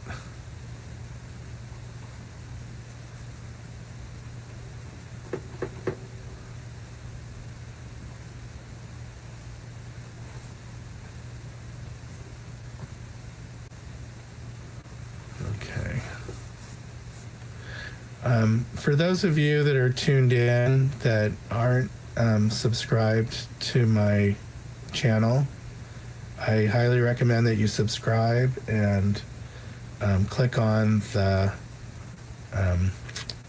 notification bell, and that way you'll be then notified by email or inside the app on your phone that I'm starting a live demo for subsequent weeks. So I plan on doing this every Tuesday. I think there's a Tuesday in the summer that I won't be able to do it because I'll be away on vacation. But generally, every Tuesday I will do this. I'll try to come up with a replacement video the Tuesday that I won't be able to post this live. And but anyway, if you do subscribe, that way you do get notifications when I do go live, so you don't have to necessarily remember. And I'm still trying to figure out how to post a text notification to all my subscribers. I think that there's special apps out there that help you do that. Right now on YouTube, you can send a note to each of your subscribers individually, but the app doesn't give you a way of sending a sort of a broadcast message to all your subscribers. So at some point I'll figure out how to do that. But if you're not getting notifications and you probably won't get those.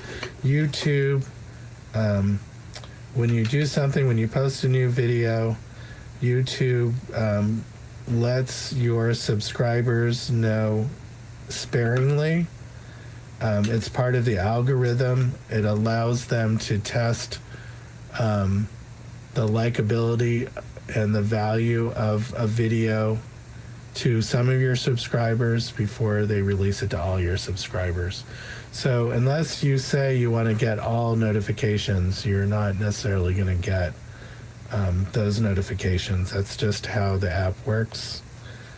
I don't love it. I would like it if I do something, if I post a video, that all of my subscribers are told, hey, he posted a video, but it doesn't work that way. I'm not sure what the subscribership is for if it doesn't do that, but but I'm just using the system. I don't design it. And so that's just the way it works. Okay, so I am gonna go ahead and try to get to this hand pretty quickly. I want it in the painting. I can decide if it's not working, I can just paint it out. And so, or I may just get a good start on it and then paint the rest of it offline. Okay, so I need to get some measurements here to figure out where the heck it is.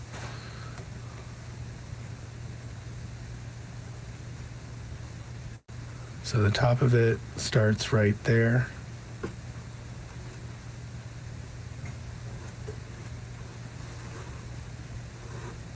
There's a finger, and then another finger.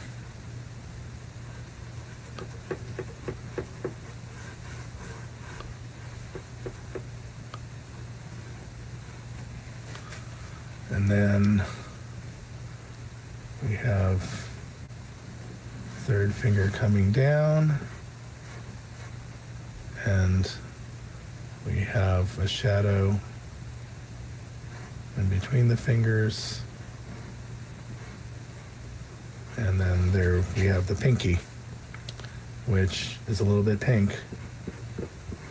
So I don't know if I ever thought about that before. They call it the pinky because maybe it gets a little more pink color than the other fingers. I don't know if that's the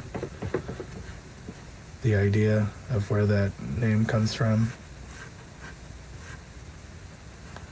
So I'm not getting a lot of paint coming off the brush right now, but that's okay. So I'm just I think I just have just enough information there to start to refine the color of the scarf that's around it, that's sort of creating those shapes. And each pass I can do a little bit more refinement. Getting some red color in here in the shadow. Putting just some of my naphtha red there.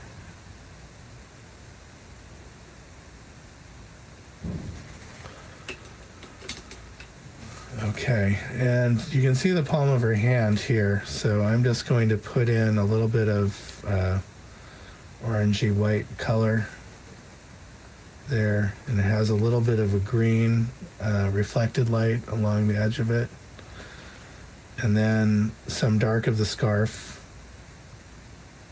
on the bottom edge of the pinky there. Not quite getting the right angle yet to the pinky. Let's see if I can adjust that before it causes me too much problems. And there's a little pink light edge. Too dark, but I'm just sort of indicating it right now.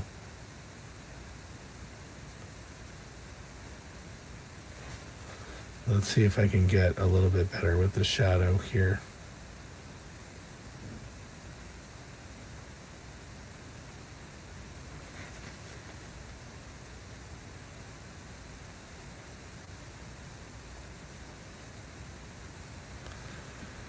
Okay, so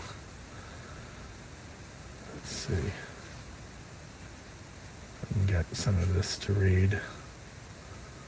Here's some greens and blues on the top edge of those fingers right here. Some reds, violets. There's lots of colors in there. Mostly because they're kind of going into shadow. And so I need the dark around it to really support those fingers that are in shadow.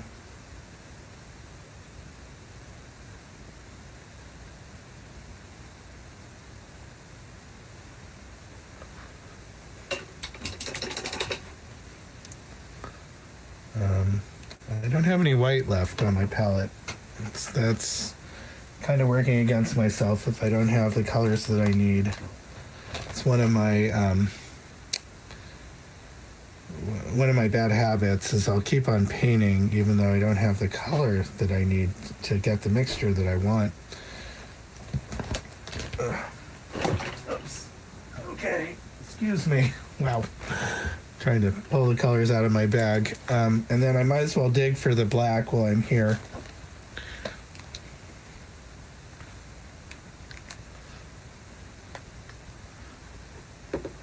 Okay, so 9:30, I'm going to be wrapping this up. I'm making good progress on the hand. I made good progress on the face.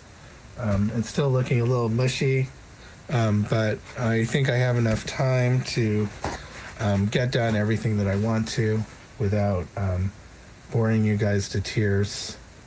And thank you for hanging in there. I hope that the finish of this painting is going to make it all worth it. This greenish light comes right along the fingertip and then has a stronger light that comes in right here between the two fingers. And I'm going to need a little bit of darker red on that fingertip. It's actually all kinds of colors. Just very subtle color changes, letting us know where the nail is with a little bit of greenish shadow along that edge. And then there's a little bit of a curve in this fold here, which I don't really have yet quite right, but that's okay. And I made that shadow. There's something a little bit not right about it, but I'm just going to knock it back and try it again.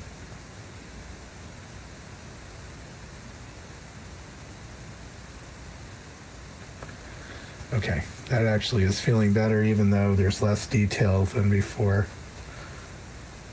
A little bit of a lighter edge to the edge of that finger. And then there's some light hitting the finger right here, and then before it goes into shadow.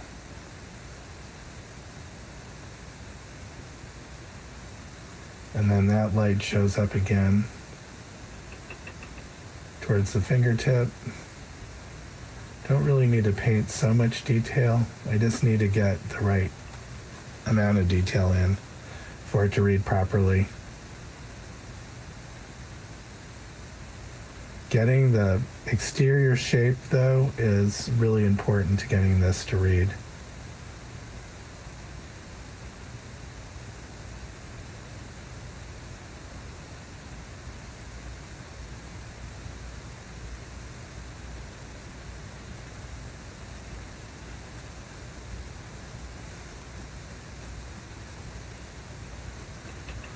So I'm kind of painting with one eye closed, the other one open, squinting a little bit. That's helping me reduce the details so I can see the overall larger shapes.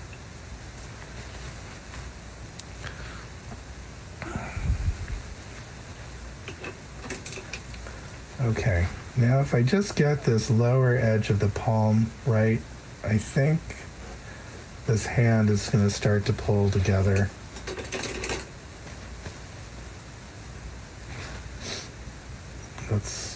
to cut into that finger sooner. Okay. It's just really some small details which will get these fingers to read. Not going to take a lot. Hopefully it won't take a lot, or I'm not doing it right. The trick is to make it really minimal.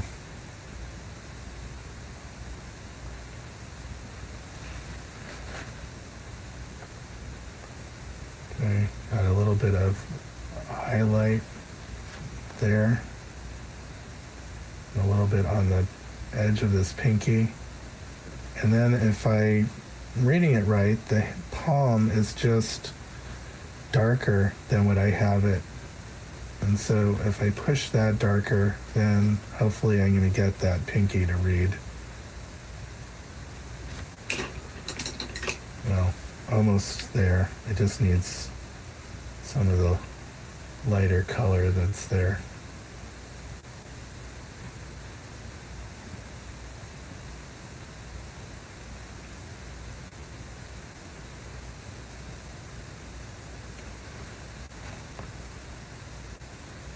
I'm going to cheat. There's a little bit of color in this highlight there. And I'm just coming in with white because really don't have the time to struggle with getting enough intensity in that. Okay, almost there.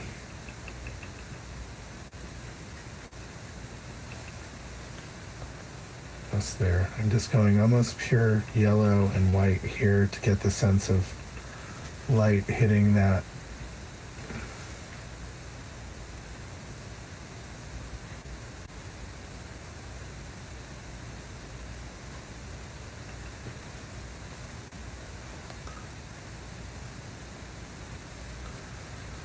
Okay, so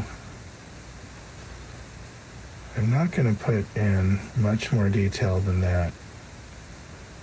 It's going to bump up that shadow value down a little bit. Okay, so this finger comes down, and one more try with this shadow here. Get a little more red in that.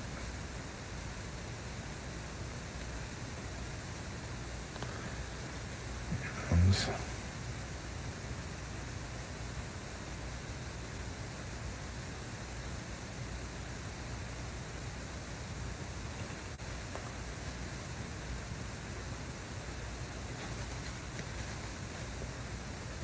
okay, just made a few little adjustments there. Okay. I'm going to leave that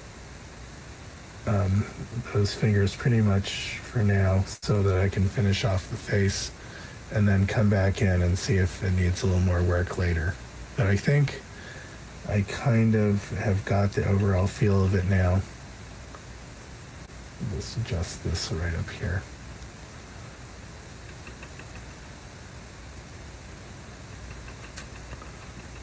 Green color there, and missing a shadow.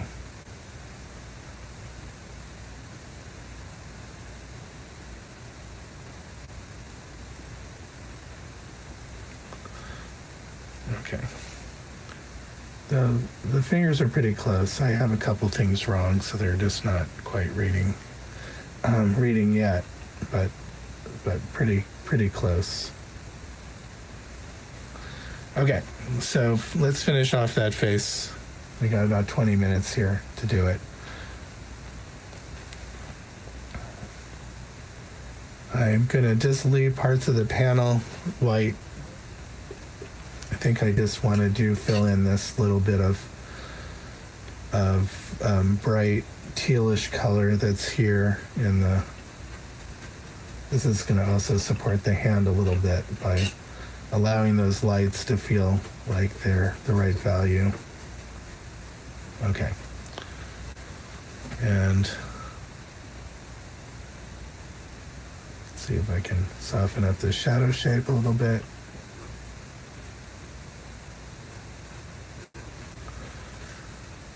And soften up this shape as it disappears into shadow.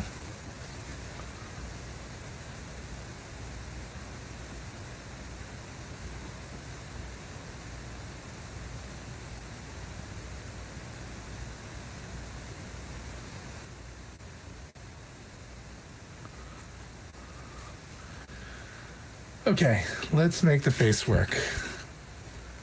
That's kind of where I am right now. If I can make the face work, then everything else will fall into place. So, which brush do I want? I think I want a nice, flat, kind of chisel-y. Let me look at these other brushes. Okay, I think the flat that I was using, it just feels a little bit small. This one is a little bit beat up, but it may be closer to what I want. If you can see, it's a flat that's sort of lost its edge a little bit. I'm going to knock back some things so that the overall form pulls together. And that's a little bit of blending. It's okay. I'm letting myself blend a little bit. I've got green hair, greenish yellow hair.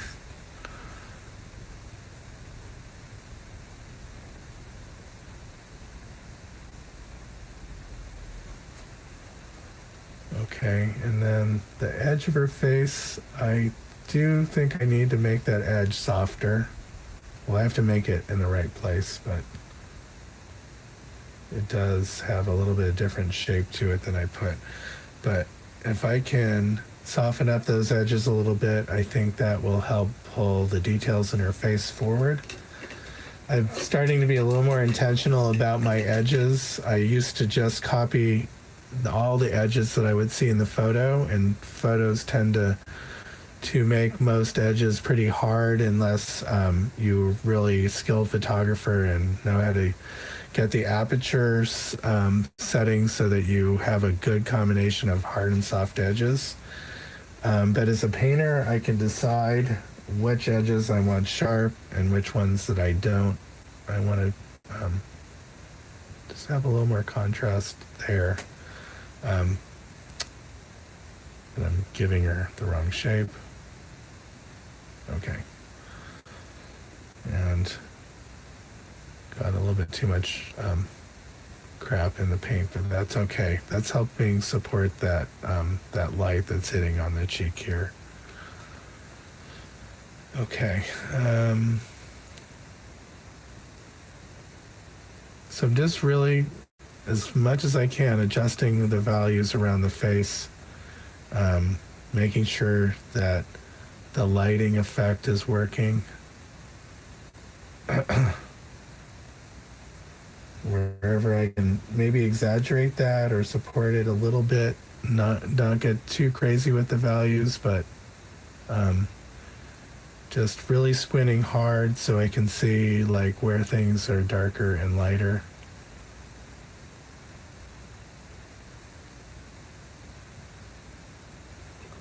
Okay, I'm missing some of the color in this crease in the nose a little bit. That color is, it does help give a sense of reality to it, because that color is partially the local color, or where light's transitioning. Sometimes we'll be able to see more color in those areas, more than in the shadow and more in the lighter lights, kind of more like the halftone areas is where it's picking up most of the having more room for you to see the color.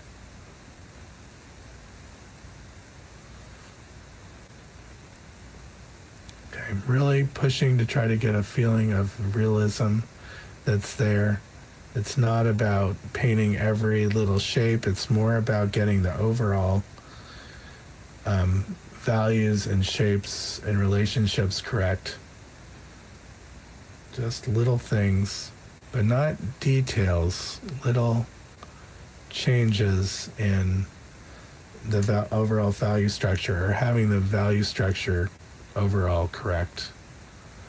So when I say value structure, so the light shadow on the side of the nose will be the right value in relationship to the rest of the nose or the cheek next to it, or the overall other forms in the face. I've just got a little bit of light there where it doesn't belong. That's too dark. So go in and adjust it again, and that's about right. Okay, so there's little bits, little hints of light, of these light blues that come in here. If I can get them the right value, they'll read right. That's too, first I had it too dark and then too light, so needs to be something in between. Okay, that's looking a little bit better, but not getting some of these shapes right yet.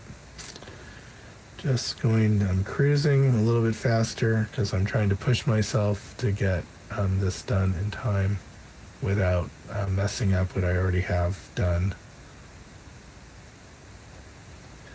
Okay, need purpley color in here.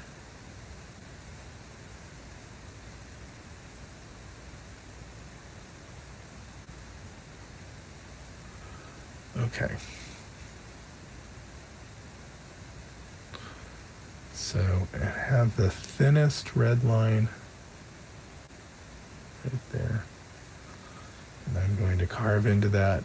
So even if you don't have a thin or tiny brush, you still can get little details by painting one edge of it and then carving into the other edge with the same brush until you have just the faintest line. So that's one way of working the paint with a larger brush, that you can get some pretty fine detail if you paint things in a certain order. That shadow on the other side of her nose, it's not really a shadow, it just is a little bit lighter than the highlight. And it's just, this is where I said it's very subtle. You can almost lose the edges in here. In fact, the fact that you can lose that edge is what's going to make it feel more real, because you really are getting the things, picking up the things in the way that I actually sees it, as opposed to defining every edge. So those lost edges, in a way, are really important to create that sense of realism.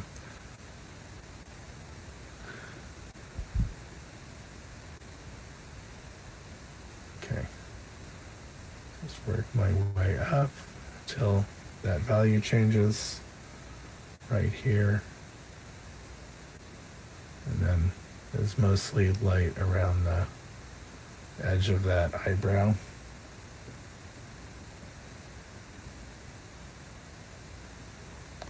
And then I think I just want to come a little bit lower with that bottom edge of the eyebrow. That's really fairly neutral color hair there. I'm adding a little bit of green or orange to it.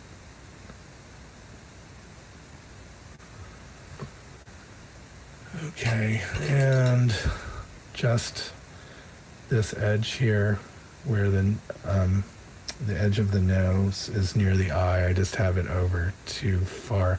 I have to remember that this is all needs to line up. The top of the nose, the bridge of the nose, and the nostrils, even though I'm just painting from shape to shape, and I'm probably not being careful enough of where those alignments are, I have to go back at the end and make sure that they are aligned, or else those larger forms aren't going to read properly.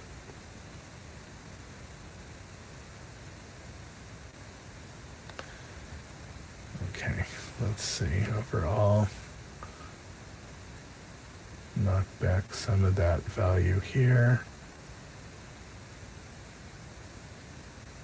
And have not along the edge of the side of the face. I'm not really going dark enough yet to really get that form to turn. And then there's a little bit of hair that's over it. It's creating a little bit of interest. But I obviously have made that way too strong.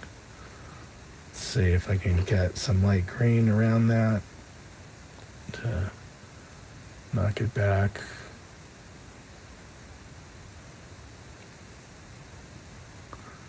Okay, I've got way too much going on there.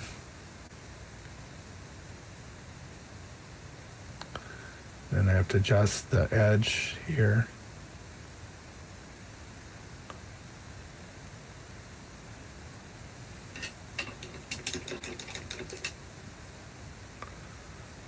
And, oh, I have a lot of things to do still with my 7 minutes. So this is what I've usually done, is I've gotten fairly close to a finish, which I would say that's where I am right now. But there's some little subtleties here and there that I really want to work on. And so I'm going to do those things offline. I'm not sure there's a lot of value in you watching me do those little tiny adjustments that you probably can't even see on the camera. But just to know that I'm going to spend another 40 minutes or so doing that as part of getting the painting feeling the way I want. And that's actually, it's where some of the magic happens, but it's that really quiet slowing down and making a bunch of minor adjustments all over the painting to get some of that to happen. You just have to trust me that that's what I'm doing, and that it just in the end will show it. So to give you an example, there's a little thing like the shape of the shadow on her mouth. It's just a little bit violet. I have to take the time, make sure I'm getting just the right value and color. And that little shadow has a particular shape to it that follows the form of the lip. And unless I am very intentional about getting that shape and then getting the pink color right next to it, that lip is never going to feel quite right. But it really does take a fair amount of time slowing down and really seeing it and getting those pieces to work. So I will keep on working. Again, thank you all that have tuned into this and have joined me and are hanging out with me. Hopefully some of you, any little tips. Some of the things I'm talking about doesn't require that you're actually watching what I'm doing, but more just sort of general ideas. And hopefully those will be how different painting ideas as a time lapse is running. And usually those ideas relate to the painting that's in the time lapse. And so I have a bunch of those on my channel. They're sort of what's called adding a fair amount of continual views and visits, even though ones have been months ago. And 9:26. I'm going to go on for 4 more minutes, and then I'm going to call it a night. And I'm going to give my wife some help around the house, and then I'm going to maybe then go back and finish it. And just do some little bits here still while I have you here trying to suss out some of these more delicate forms around the eyes and the cheek. I really want to get some of the anatomy here that I'm still missing. It's not important that you paint every little thing in the face, just as long as you're getting the overall feeling to read. It's really not that far off now. And I have the son that just came downstairs. He's looking kind of hungry. But that could be, and that happens all the time. Okay, just again, so it takes some time to get some of these lighter colors to work, because I have to get the purity of the color and just the right amount of white here to get the little specks of color that she has going on in her face, and the subtleties too. Right here, I'm barely seeing any transition of color and value, so I'm just knocking this back quite a bit, pulling out that white. And not sure I'm having this cheek turn enough yet.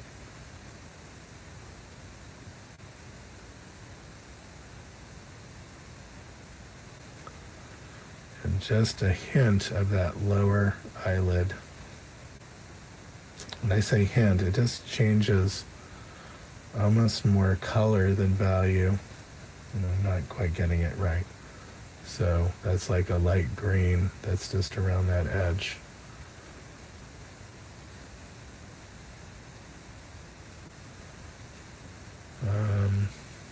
Let's fix this one brow here. Really does come down quite a bit sharper than I have it.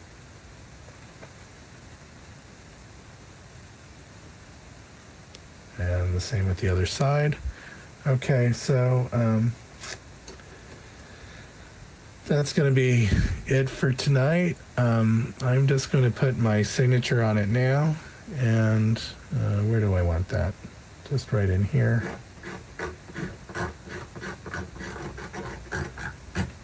Okay, can barely read that, but it's in there. Okay, just one little final mark here.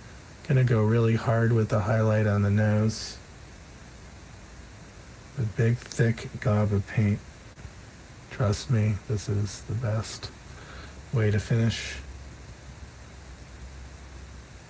It's got quite a bit of paint there. Okay, I think. Besides the one in the eye. Wow.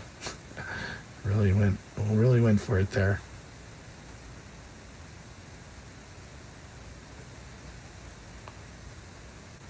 Okay, I'm gonna have to adjust that a little bit offline, but that's not too far off.